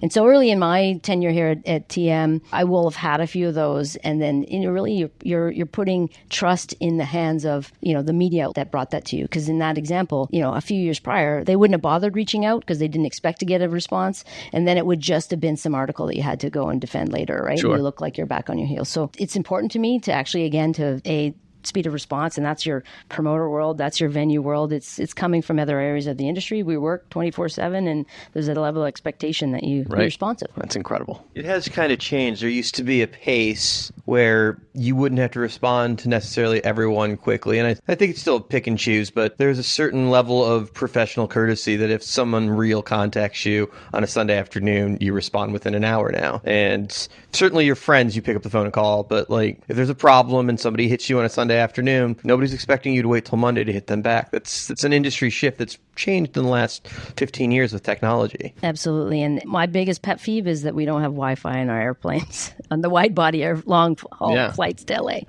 I do want to touch on something here too. You're one of 2 women to sit on the board of directors for CARIS, for the Canadian Recording Society. So, in your role as a high profile executive here, bringing to the forefront female leadership in the music industry in Canada, that's another platform for advocacy for you. And what has it been like? Yeah, interesting, because I will have grown up through the career not paying attention to gender, right? I don't walk into a room and count left or right or up or down. And so it only has been in the last few years that, I guess there is a responsibility to address that. So, I mean, it's maybe my opinion that girls coming up shouldn't, I'm 30 years in, 35 years in, whatever it is, long time. And I never saw gender in a room, so why should anyone else? Because there's nothing that holds you back. But at the same time, I know there's mentorships, and I had great mentors all the way through my life and career, and so I'm optimistic that will continue. The interesting part of suggesting there's not too many women on those board positions, et cetera, it actually ends up feeding itself as well, because I'm on a Toronto Music Advisory Board, and there's the front page on the commuter rag it's all about there's not enough women in these boards. So after that airs on the front page of that metro, then you get 5 calls, can you be on my board? It's like, well, that's not really the point. There's, you should maybe it's the same one woman on every board. There's 2 of you. And can you be on everything, right? So there's, diversity is important, but we need to spread the wealth around as well. It is a little interesting because just by the sheer number across the industry, there's more men in the business. So there's going to be more men represented on things like that. And none of that offends me, right? But yeah, it's in general, but it shouldn't be more than 2 women voices across the industry. In Nashville, Allie is a big voice because she's the most standout name, so she's everywhere, and I think she'd be the first person to say, spread it out a little bit. Yeah. Like, I'm happy to do some of this, but some of the other sisters can carry some water here. Sally couldn't pick up the, Well, yeah, but then that would be the other one. Yeah. Sally and Allie are the big names in Nashville, but there's like another couple hundred women in that business making real dent into the industry as far as the country music scene. There are more names. It's like, look a little deeper. I agree, and then I think that's where I can play a hand in trying to promote the engagement of the women in the industry. Absolutely. Where's ticketing going? What's the next step? Clearly, technology is moving to a new pace. I would say it's all about digital ticketing. I would say identity-based access, meaning, the move away from a barcode, which is anonymous, and you don't know who bought. One guy maybe bought 4 tickets, but you don't know the other 3 people that are actually going. You don't even know if that guy went in if you're using a barcode, right? So I think the identity-based access, like you would with a airline ticket, would be the way that the industry then could curate the experience once they get in, better. It can't be friction and you can't be Big Brother, but certainly that's the next frontier as far as, curating a great fan engagement when you're inside any festival site, any arena, any club. Isn't there a part of this as a ticketing company where once you sell the ticket, the product's off your shelf and you don't have to worry about it anymore? It's like, seems like a lot of babysitting once the product's gone out the door. And I think that's in perpetuity. I think that is what we are. Sure, we're the technology that's used to connect the fan with their artist or their team or the event that they love. But we're so part of the industry that the customer experience is as important to us as it is to the person that's live there, right? And when you have people showing up because they've got fraudulent tickets and they're crying at the front door, they're calling us, they're calling the venue, and maybe they're calling an artist to say, hey, I didn't get to see your event. We know you have to go, but we want to thank you so much for taking the time and talking to us. So great to see you. Thanks for coming to Canada today. Yeah. See you again soon. Promoter 101 at Canadian Music Week. Patti-Anne is a badass. I have nothing but love for her. This is Tom Chauncey, Partisan Arts. This is Promoter 101. Coming up next, From Beck to Manilow, Sacha Bambadji keeps the biggest stars in the world on stage. Promoter 101, we're at South by Southwest, and we're real treat today. A good friend, Sacha. Thank you for taking the time away from your busy South by Southwest to join us. Well, I want to thank you for recognizing that I'm here this week and inviting me up to your studio here, and to celebrate with you in our first inaugural beers of the conference. Is this your first too? We'll consider it my first of the day. First of the day. All right. I've been here for a couple of days. You just got that's here. Fair. I mean, that would have been really impressive. Right. So, who are you here with this week? Really exciting week this week here. I've actually here kind of with a couple acts. The main act I'm here with is the great band Spoon, who I've been privileged to work with for the past couple weeks, as they are launching a new promo and album cycle with a new album that actually comes out Friday called Hot Thoughts, which I have to admit I've quickly become a fan of the band and gained a lot of knowledge of. And not only are they some of the most talented guys I've ever worked with or gotten to hear, they are some of the nicest as well, which always makes it a pleasure. I saw them the first time opening for Death Cab for Cutie years ago, and man, they've got it. Yeah, Britt Daniel, who's up front there, is really, again, not only one of the nicest guys in the business, but just a true talent, which has been seen with some other bands he's been in and played along with, but really shining here this week in Austin, which happens to be the band's home base. So it's a pretty exciting week. They've got a 3-night residency at the old Emos Club, which we're now calling Enos after the drummer and one of the main members of the band, Jim Eno, at a venue now officially called The Main, but we're referring to it as Enos. I love the punk rock vibe that you get when you walk into Emos. It's like you feel like No Effects or Pennywise should be on stage when you're there, and that's the true essence of like what South by is all about. Yeah, it's still that dirty old backyard patio, which is not only like South by famous, but Austin famous in general, kind of that Austin vibe, be it at like a Stubbs in the back or at the old Emos. I think there's some of the original punk rock stickers over the trough style dirty urinals in the men's room, which I don't know, gives it its charm. And the a dirty, unique dusty flavor. Bed. Oh yeah, so it's still like still stuck in my nose from last kind night. Of flavor. Yeah, exactly. Excellent. So your name is synonymous with Barry Manilow's camp. You were his guy forever, and still do some day to day with him, right? When he goes out. Yeah, I've been really, really lucky. About 15 years ago, I had the opportunity to 16 years ago. Wow, now I had the opportunity to kind of launch on one of my first major tours, actually, to come in for Barry as a tour carpenter, and a few years later was asked to come and start as his production manager as he started a residency in Las Vegas. I think it was 2005. We started what was supposed to be a 1-year run, ended up being a 7-year run in Las Vegas. And since then, since we've left Vegas and continued to do shows, because I got to tell you, he's probably one of the most hardest working guys in the business and dedicated. Since then, we've just done some amazing, amazing stuff. I mean, things I could never have dreamed of and gigs I could have never imagined I'd be able to play.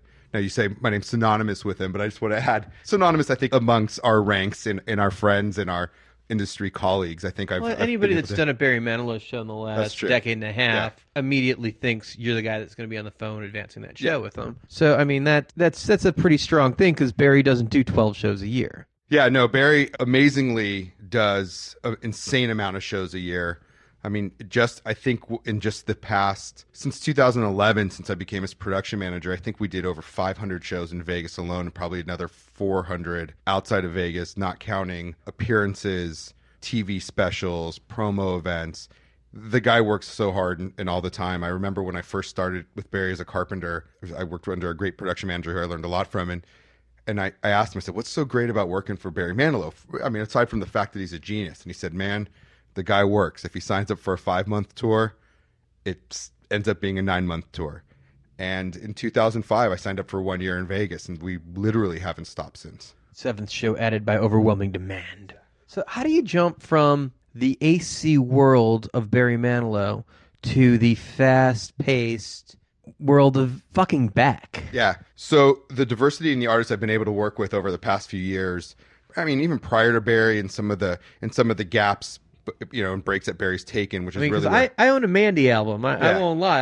I'll get down with some Mandy. Listen, we had drinks. You, your father, myself at the Las Vegas Hilton. I remember.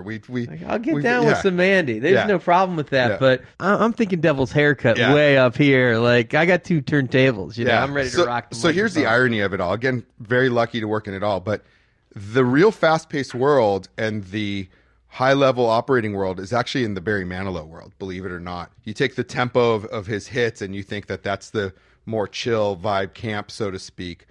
But Barry, and I'm not trying to make this all about Barry and putting him on a pedestal as much as he deserves to be. We operate at a level that in that camp that is just way above the rest. Our expectations of our partners and promoters, in the producers we work with for specials, in the TV appearances we make, the benefits we play, we operate at a level that is completely different. And we do that because that's what our artist does. He would never, ever, he'd sooner cancel a gig than phone it in or not be able to give it 100%. That's where we run around. And I'm sure the majority of the people that were, of your listeners know a lot about Barry and what he's done. But until you really see him, you don't realize that he's not just, a guy that's been around for a long time that sits at a piano and plays. I mean, this guy runs around the stage. He jumps on top of the piano. He's dancing with his background singers. And on a 80-foot wide stage is literally running from wing to wing in these arenas. And he works, man. He works. And he expects us all to do the same thing. And we expect that of ourselves. Versus an amazing talent with Beck. It's a little bit smaller of a camp because we're not doing quite as many arenas and things like that.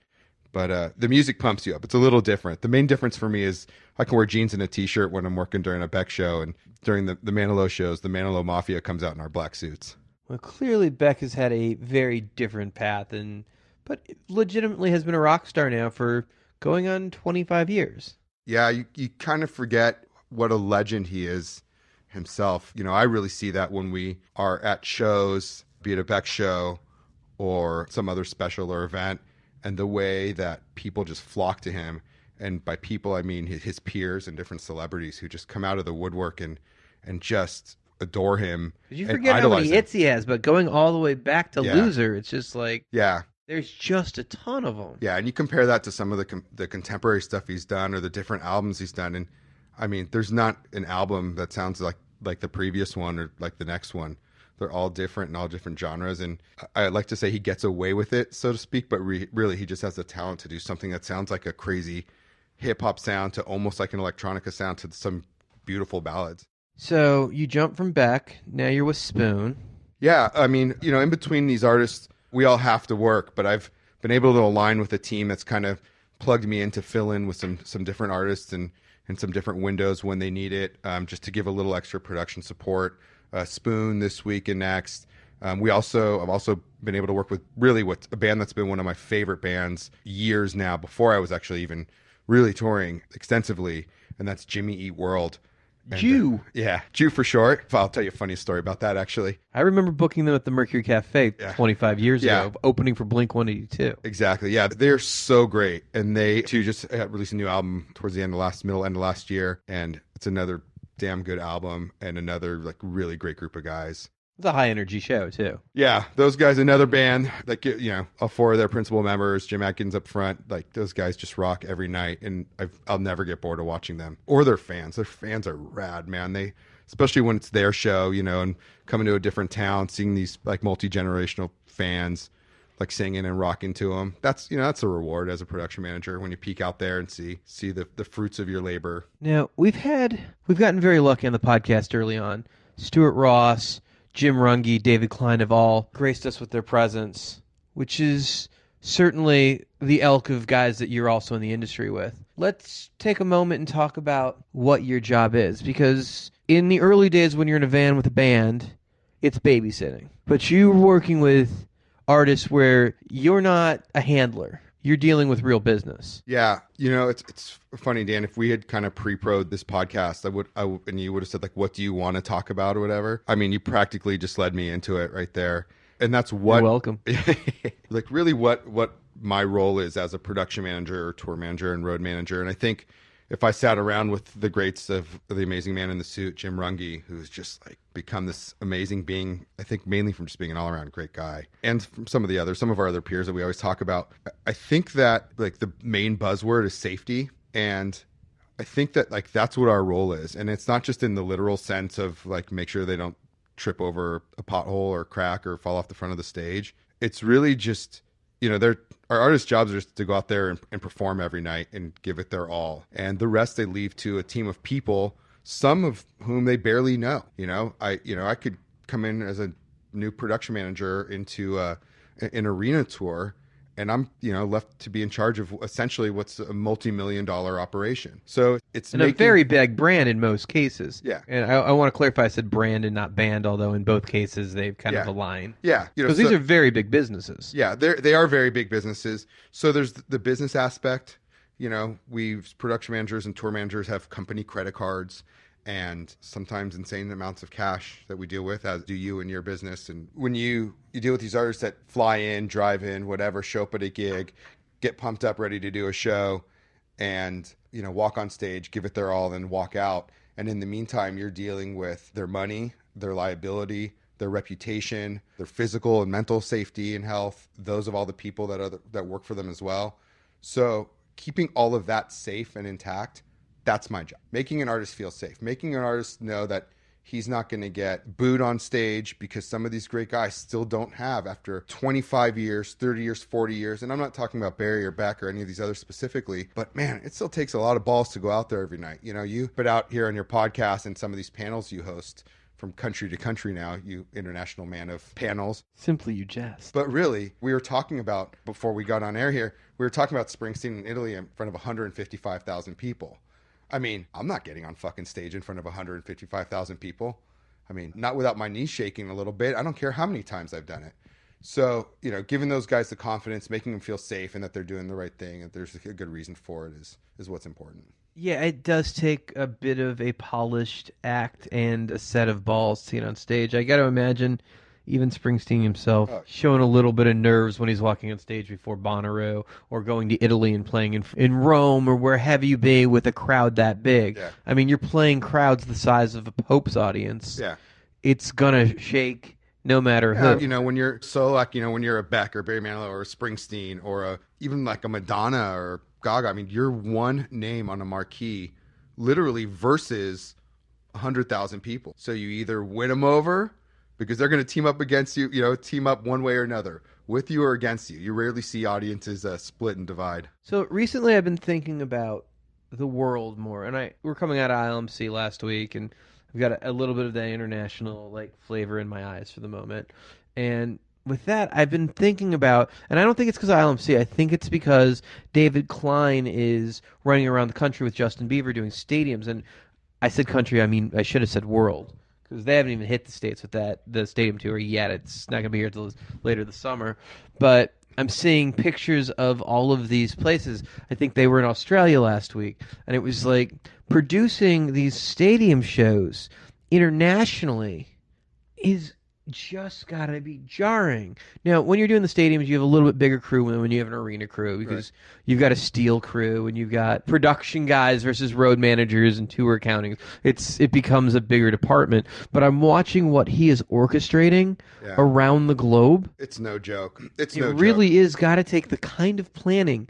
And even if you're not doing it yourself, even if you're outsourcing to your team, just the amount of pieces moving. Well, you can add 50 assistants to delegate things to, but that's just more people that have to be managed as well. And again, it all just falls on your shoulders. And I'm not exactly known for being one of these guys that's doing all these giant stadium shows. Knock wood that one day I'm so lucky to be amongst some of these legends like Jake Berry's and things like that. But it's an operation, and you add language barriers in there. You add interpreters that. Yeah, they're your interpreter, but do they really know what you're saying? Obviously, there's a currency exchange. There's a currency exchange, so it's and it fluctuates. So when you got the quote for something, it might not settle the same way. When the show actually happens and settles, 5 months later. That happens, of course, on all levels, not just on stadium shows. That could be as much as a club show in a foreign country. But then you also deal with what I found a lot is certain countries don't have the same sense of urgency that we do.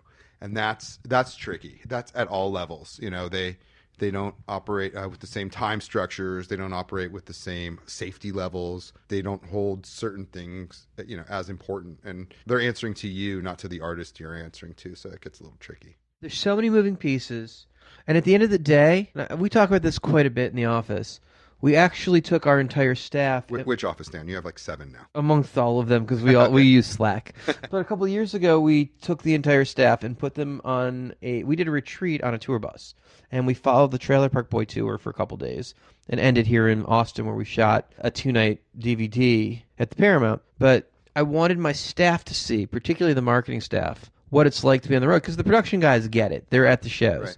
But I wanted them to know what it was like to come off the bus, do a show, hang with the fans, then go to the bar, and then get on the bus and drive to the next city, and then be asked to wake up to do radio and be clever at 8 a.m. the next morning. I wanted them to know why acts are reluctant to do any press at 8 a.m. the next morning, what you're actually asking them to do at 8 a.m. the following morning. And then I wanted to see them the day after that, when they had to do the same exact interview in another city, and understand how droll and annoying that could be when you're hearing Jackie in the morning in Phoenix wanting to know what's it like to be on the road, what's it like to be you guys. Right. And then you hear it again in San Diego, and then you hear it in Houston, and it's just like, it's the same fucking question, and that's rough. It's real easy to be like, you know what, it's only going to help move the show 30 tickets. Yeah. I want to sleep the fuck in. Normally I remember 15 years ago, 2001, 2002, I was young myself. I was with a young rock band called The Calling, and we were really trying to push their second record. I kind of came at the end of their first record cycle that had great success. They really never got above like ballrooms, and they didn't quite fill them in.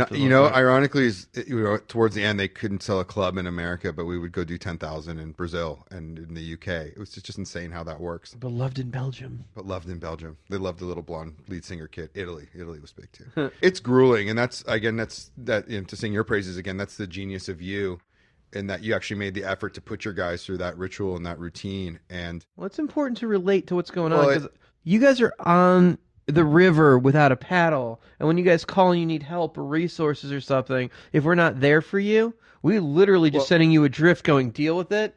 And that's our reputation with the act, that if I'm not giving you the resources to make that work, and whether it's obviously it's our counterparts to you in that our production guys. Well, I've had that conversation with other younger and older, frankly, production managers and production assistants, where there's some guys out there that have this mentality, be it a tour manager or manager, where they don't really get the fact that the promoter's your teammate. We're all in this for the same reason, to deliver the best product, spend the least amount of money, and for everyone to walk away happy so we could do it again. And that goes from the manager to the agent to the artist to the promoter to the production assistant on the crew. It benefits all of us to do it again, right? Work is work. Everyone wins if we can do it harmoniously.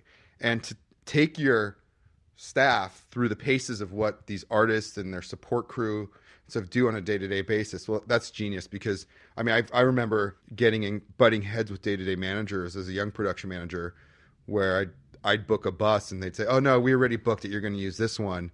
And kind of saying, you've never spent a night on a bus in your life. Like, what do you know? That's a tough thing. You really want to know what it's like to be in those coffins, and that's what they call them. They call them coffin bunks.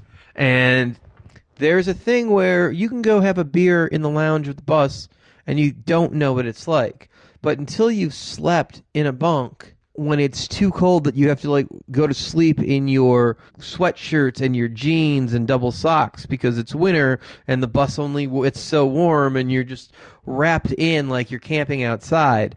Until you've done that, until you've got some guy snoring above you and a guy below you like making sounds that you're not sure what he's fucking doing, or until you've like met the most beautiful girl in the world and you only have 4 hours to close her and then have to try and like nail her in your bunk, you have no idea what it's like to do this and then like be pulling out and have to fucking be pulled up at work the next day and maybe even be in the coolest city in the world, not get to experience the food or the sights because you're never leaving the parking lot of that arena. That's the farthest you're ever going to go. The parking lot or even underground, you wake up to concrete and go back to sleep after you take a shower. But what is the importance of that bus or that bunk? Do you want a rigger that's responsible for hanging 80,000 pounds over the show's head, not being well rested, and everyone needs to understand the importance of that, and that goes into, of course, the safety, and there's some production managers out there making great strides in that area. But I think everybody gets these impressions of, you see the pimped out buses, like Dolly Parton's got one of the best buses in the world. Sure. I think a lot of people have seen it on TV.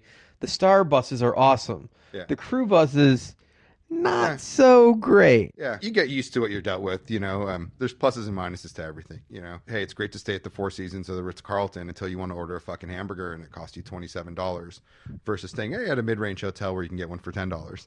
So, there's plus and minuses, An old bus may have some newer mattresses that have been put in because it's had to be upgraded. So it might be a win-win, or, it might have just been retrofitted, and a brand new bus may still have some kinks that need to be worked out. But what's important is that everyone gets comfortable and rest, especially when they're on it for months on end. Yeah, obviously there's different levels of touring, and some of the bigger acts are now flying from date to date. The privates have become a much bigger deal. Yeah. I love the super big acts that satellite out of one city, and then they just have the private flying from town to town. Private jet business, us road guys, one of our favorite conferences every year that maybe you'll show up to one time is the Tourlink Conference, which is in Palm Springs every year. It's the week before Polestar always. I wish they'd separate them a little bit. Well, I showed up at both, didn't I? Maybe for just one night appearance. No. Polestar may be a little bit bigger of a commitment for me than it is I understand. for you. We each have our things and our niches and what's more important. But I would like to check out Tourlink. It's really for production guys and for vendors, and the networking beyond the panels. The networking is tremendous. But just the reason I brought it up is because you brought up the private jet and flying, and every year it seems like there's more and more jet brokers and agents at those conferences. I swear it's going to be like 50% jet brokers in 2 years. Yeah, it's funny, for the amount of times I see them, at the end of the day, it's just like, for what it costs you to fly private, if you got a decent act and you're only in the air for 2 hours, it really isn't worth the extra money. Yeah, like the hassle of airports nowadays is such a pain in the ass for everybody. If the bus makes sense for some people and they can find their comfort in it, that's always the best way to go. We deal with a lot of celebrities from the movie side that want to go out and be in their bands. And you have these conversations where it's like, we want to fly. And it's like, flying actually isn't as easy as you think. It's like the bus where you start at the venue and you wind up at the next venue. Even if we get hotels. Yeah. It's like, it's genius because you don't have to go through security. You don't have to get up early. Right. There's no wake-up call. It's just, you wake up there. Yeah. It's genius. And you can point it out to them after a couple days of them schlepping and checking luggage and getting on the other side and delays, and maybe you have to fly through another city, opposed to the bus goes right to the door of the venue. There's nothing better than a bus. And one of my favorite moves always, before I had to go in with a runner at 7 a.m. if I'm leaving a hotel, before I had to go in with a runner to, go mark out with my riggers, would be to take a shower in that hotel room the night before and then go to sleep on the bus, because you wake up at the gig. Same thing, same thing. Forego the hotel room, take your shower, do what you got to do. Then when it's time to go to bed, hit that bus, so you don't have to wake up early in the morning and pack and get out the door, and every minute helps. Yeah, especially when you're about to have a long day at the venue. Yeah. Well, that's cool. What's coming up for you this year? Man, first of all, I think I felt it at the end of last year that I hope it's shaping up for everybody to be the great year I expect it to be, because there's a lot of awesome, cool tours going out this year. Just a couple weeks ago, even though we're coming off the most recent leg of Barry's farewell tour, he's got 5 dates they just announced throughout the U.S., so that should be really cool. Beck. That guy's farewell tour just keeps going. Yeah, going. Not that my Scorpions dates don't keep getting added onto market. Well, in Barry's mind and in all of our minds, there's a difference between touring and doing shows. Barry's never going to stop. it's his. Well, a guy like him can play Vegas forever. He could go back anytime he wanted to Vegas, hands down. Barry's he loves doing great special events. You know, a couple nights in New York, nights in LA, benefit show at Windsor Castle, one of the coolest things we've ever done. 4th of July on the Capitol lawn. Yeah, it's been pretty awesome. That's, doing I think it's shows. time for a troubadour. Yeah, yeah, I'm ready. That would be cool. I'm not sure I could fit all 6 semis in there, but hey, we'll figure it out. We go big always. So. I think you guys could figure out how to make that work. He'll always be doing something. It's just what Barry does. Really, 6 semis? Yeah, 5 to 6, depending what we do. That's including sound, right? Oh yeah, we carry full production on that. True. We go 5. I think 5 in the U.S. now. We're down to, but yeah, down to 5 semis. Down to 5. So Barry's out there just announced some dates, which should be great, and in some Chicago and Nassau and the Forum in LA. So we're looking forward to those. Beck's got some runs coming up, and towards the summer, he's due with a new album out soon. Everybody's hoping for, because the stuff we've heard so far is amazing. Singles that have been released like Dreams and Wow. So we're all having fun listening to those. And I hope I can continue supporting, with my input on bands like Spoon and Jimmy Eat World, because those are some of my favorites. See what else. Awesome. One thing I'm going to ask you before I let you go. Production managers seem to the good ones anyway, seem to always have work. And it's always amazing. And I think it was Rungi that was on the podcast a couple weeks ago that mentioned that he doesn't know where the call's coming from, but he knows that if he's been out of work for a couple weeks, somewhere between week 2 and week 3.5, the phone will ring, and that'll set up the next 9 months. Did you just trust, or is that a lot of work making sure that call comes? I think it's faith. I think it's always giving it your best and staying connected and networked, but always just being a good guy. I've been lucky enough to have to turn down a couple things recently, and calls that have come from really random sources, not fellow production managers, not managers, but from vendors who said, "Hey, I heard of this gig. You got to do it." One of my good friends who runs a labor company out of LA the other day called me to see if I was available to do a tour he heard about that was looking for a production manager that someone had asked him about. So, you stay true, you stay humble. Again, when we were talking about Jim's become such a legend recently. Rungi's he's a great, humble, sincere guy who is appreciative of every opportunity he gets. And whether you just know him from seeing him at conferences, or actually friends with him, or are lucky enough to be his friend on the Facebook, you'll see that whenever Jim starts a tour, in the middle of the tour, he's always still in awe of what he gets to do. And that's what we carry. Even some of us that have been doing this for, crazy to say, 20 plus years now, we all do it hopefully with a humility where we never forget how lucky we are, and we remember each other, because we all need each other. It's a community. It really is. The production side's a real community. Good one, a growing one. Awesome, man. I don't know if there's a nicer guy in the industry, but I appreciate you taking the time, buddy. I know it's a hard week for you. You've got a ton of stuff going on. I'm lucky I was able to do this, that we're here to meet in Austin. I mean, weather's beautiful. I'm not sure when this is going to air, but right now our friends in the East Coast are getting battered. So we're thinking of you here in Austin. And laughing our asses off. And laughing our asses off. All right, Promoter 101 with Sacha. Thank you, man. Yeah, thanks, Steiny. Sacha is one of my dear friends going back to the Stiletto days. He is a phenomenal tour manager, simply one of the best out there on the road. If you are a promoter or a venue and you see Sacha's name on a rider or a show coming to your room, be lucky that you did. You know you're going to have a great day, a great experience. Just simply one of the best guys out there. Hi, it's Paula Palazzo from Live Nation Concerts Canada, and I'm on Promoter 101. Coming up next, stand-up comic from NBC's Last Comic Standing, Amy Miller shares tales from the road. Promoter 101 joined by an old friend, Amy Miller. How are you doing?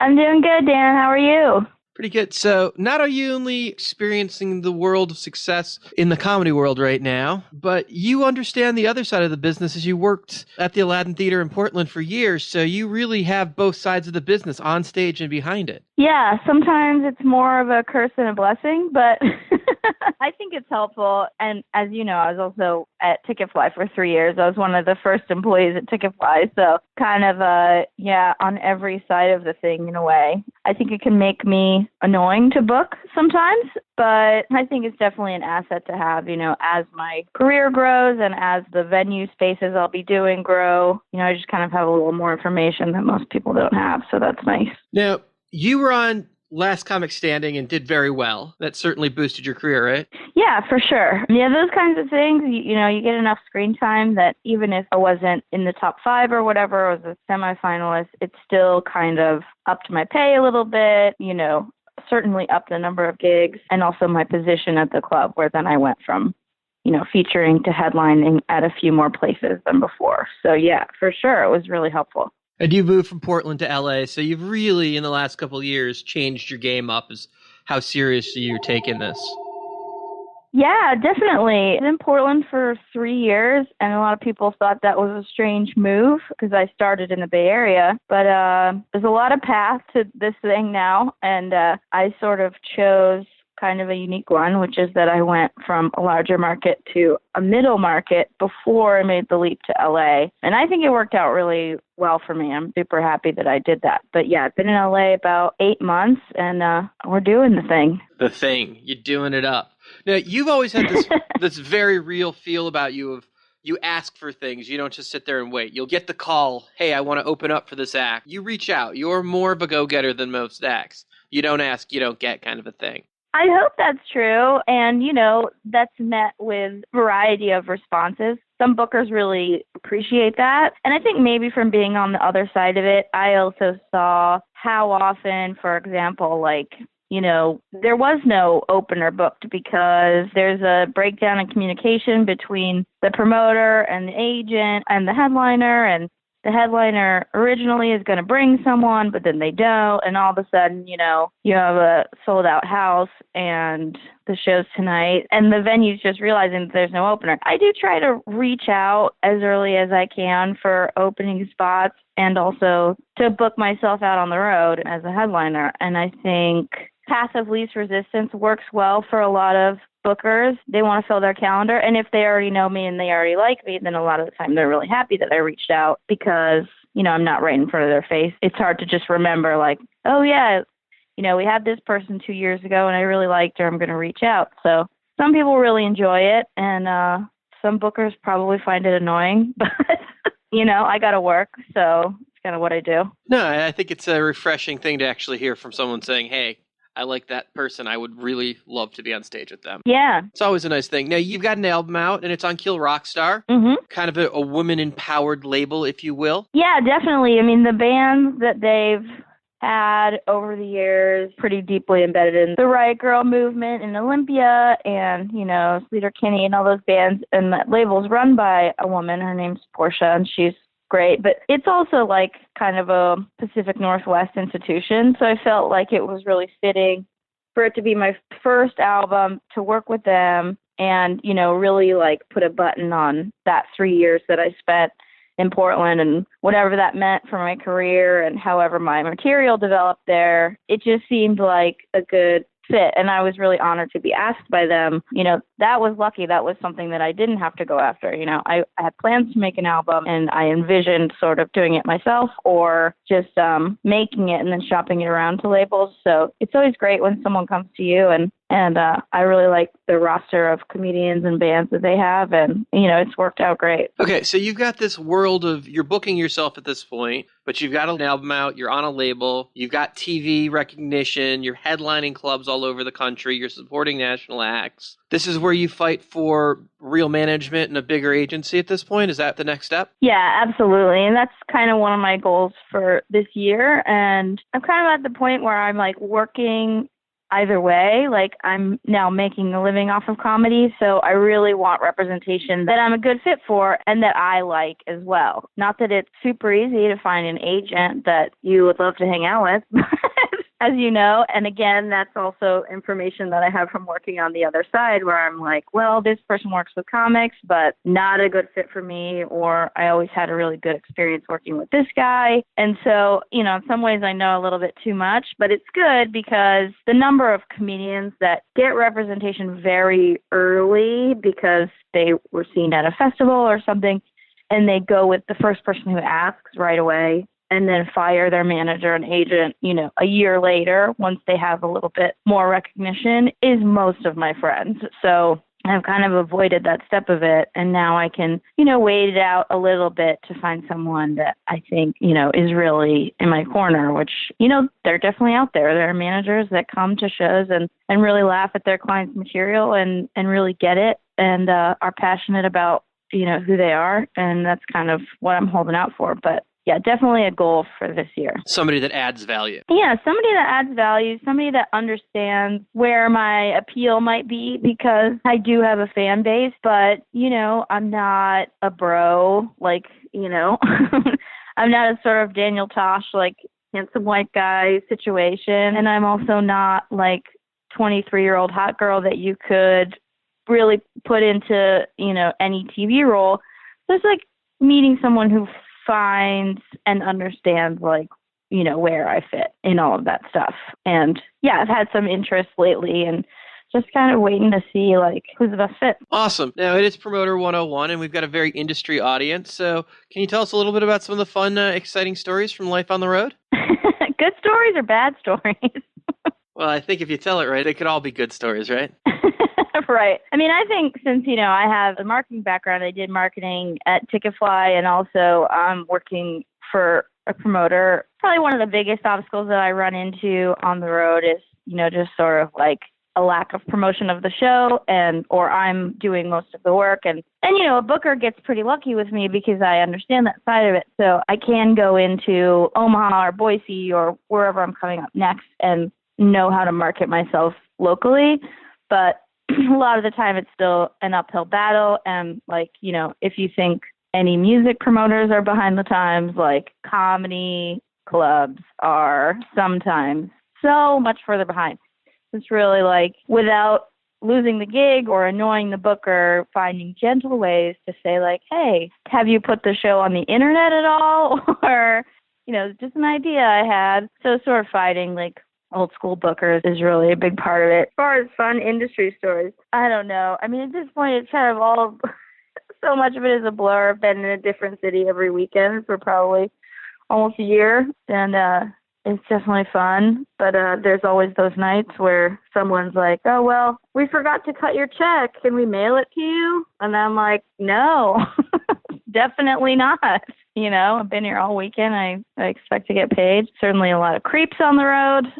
I'm a lady traveling by myself and I feel pretty, safe most of the time and sure of myself. But there's always that headliner that's not very nice for 3 days in a row. And then all of a sudden Sunday night is I'm not going to name any names, by the way, but hey, want to come stay at my hotel? And I'm like, which part of this weekend did you think was so attractive to me? Was it the part where you were farting in the green room for 3 days? Or the part where you kicked me off the couch so you could lay down and eat buffalo wings? Do you really think I'm just dying to sleep with you now? It's nonstop hilarity with comedians. That's a normal, everyday kind of thing. It pretty much is. And in a way, I really feel for it, especially now that I'm doing the road life, where it's some of these guys they're never home. They're super lonely. And so the people they spend the most time with are the opening acts. So if one of those opening acts happens to be a woman, then it's just worth a shot. And it works probably a lot of the time for even that farting guy. But, it just wasn't going to work with me. But yeah, it's unfortunately part of the deal. And I have sympathy for it, but it's all about the approach, there's definitely a couple headliners I've been tempted by, but in general, I try not to mix business with pleasure. Right. Makes sense. Can we go back to the I didn't cut your check thing? Is that normal for comics to get fucked on the road? And I'm clearly talking more financially than the last story. I hope it's not normal. I've heard similar stories from many, many people. I think it's becoming less acceptable. And that's partially as comedians have more options for how to make it, how to make money, how to make a name for themselves, then the tolerance for, this small town club owner who all of a sudden tries to stiff you is much, much lower. Partially because we've shared the stories and because of podcasts too, like this and that comedians do, where as a young comic, you can go, oh, okay. So, I've heard plenty of people say on podcasts that if a booker says I forgot your check, or we don't have it right now, can I mail it? Like, you have to fight it because that guy's never going to pay you. So just sharing information is really helpful, and I think it's less normal, but it definitely still happens, And again, it goes back to that promoting problem where a lot of the time they don't even push the show. They might make less money than they anticipated, and then all of a sudden it's like, oh, we don't want to pay the talent, even though, it's not our fault, not necessarily on us to promote the show. So is that a normal everyday thing out there in some of the smaller markets where the promoters will take advantage of the acts and try not to pay you? I would say it is not normal anymore. And now that we have all this information, it's not something that happens very often, but it definitely still happens occasionally. Or just even on the other side of the industry, people booking TV show spots and telling you it's for exposure. And, the same shady practices that have always happened. But a lot of those guys are, not going to be in business much longer if they don't want to pay talent regularly. So I would say, no, it's not normal, but it definitely still happens. And I would imagine anything with real TV exposure, you're willing to do pretty much just for the exposure anyway, if it's a real name thing. Well, yeah, but it's like people can often sell it as a real thing. And if you're a young enough, naive enough comic, then you'll do it not knowing that it's not going to be seen by anybody. In the industry proper, there's plenty of protections put in place because if you do a union gig, you always have a daily minimum. And that's super helpful because as a young comic, you never have to go like, oh, man, are you guys going to pay me? Because you just get whatever the union minimum is, which is pretty good for a day of telling jokes. But it's all the gigs that are outside of that, sometimes people can get shady about, but it's hard to know what's real exposure because everything's so fragmented. It's like, is a CISO gig real exposure? Is you're on Crackle? Like, all those apps that are coming up are such a small percentage of your audience that it's like, I sort of fight for pay before everything else because that's meeting my immediate needs, like paying rent, and the exposure will come either way. No, it makes sense. It seems like a very odd thing. Like, paying talent seems like the most important thing is if you lose your supply line to talent, you're out of business. Yeah, exactly. And I've seen even over the last few years, comedy club bookers, specific bookers getting cheaper and cheaper. And what happens is then, if you have an act like Tom Segura is a good example where Tom Segura doesn't have a major TV credit to his name, and he's a massive comedian. He's done, late night, of course, but as far as like he's selling sitcom star tickets without that credit. And so there are bookers that, again, I won't name, that he's worked with that he's like, this guy hasn't changed my pay in 5 years, so I'm just not going to work with his club chain anymore because, he owns and books 5 clubs or whatever it is, but he's trying to pay me the same for headlining as he did when I started headlining, and that's just not the situation I'm in. And, comics tell each other these stories, and then you kind of file it away like, oh, okay, well, now I know when I'm, headlining that level of club, this booker is very cheap, and we remember that stuff. So it always shocks me that people would ever try to get one over on us because comedy is so tiny. It's not like music. It's like, I'm 1 degree away from every comedian in the world. Like I have close friends that are close friends with Louis. I don't know him, but that's how tiny it is. And I wouldn't be surprised if he walked into, a show that I was on tomorrow to do a guest set. So bookers in particular that try to screw over comedians really don't get served well in the long term because we all hear about it. So it's always interesting to me that people are still trying that funny business, but it happens. It's interesting that you say that the 1 degree of separation as you go to Montreal for the Just for Laugh Festival and you see it. You see the comics hanging out with each other the way that bands don't get to do because they don't have this roots of coming up with 9 bands on a show where they're all together constantly and traveling together and doing these random things in Duluth.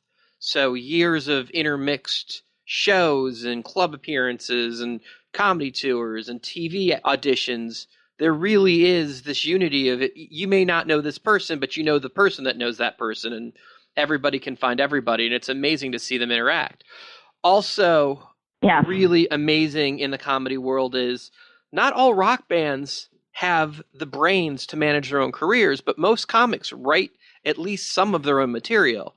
And that comes from the ability to have deep thought and understand bigger concepts like management. So you'll see many comics, even if they have an agent and a TV agent, a business manager, entertainment manager, and a lawyer, still out there talking for themselves because they have the ability to understand and concept and grasp all of these different business levels and relationships. Yeah, absolutely. I do think comics work a little bit smarter, and some of that, again, comes from that community where it's like if you're a band starting out, you know other musicians, but you're not necessarily privy to all of their experience and, you know, information about the business itself because it happens. You get beers with people, and for comics, that's just right, you know, normal stuff that will go out and just go, oh, here's something that happened to me with a booker, or I just got a new manager. We're always sharing this information, and so we learn from each other. And yeah, I mean, I think also like our level of horror story early on in our careers is so much worse than a lot of musicians because, again, you know, if you're in a band, you're never playing for a room that's silent because that's not how music works. But, you know, our horror stories and hell gig stories are often like partially business and partially, you know, that just the show went haywire, the show went weird. And so we're always passing these stories around, and I think we end up working smarter for sure. And also because we have access to those big comics, you know.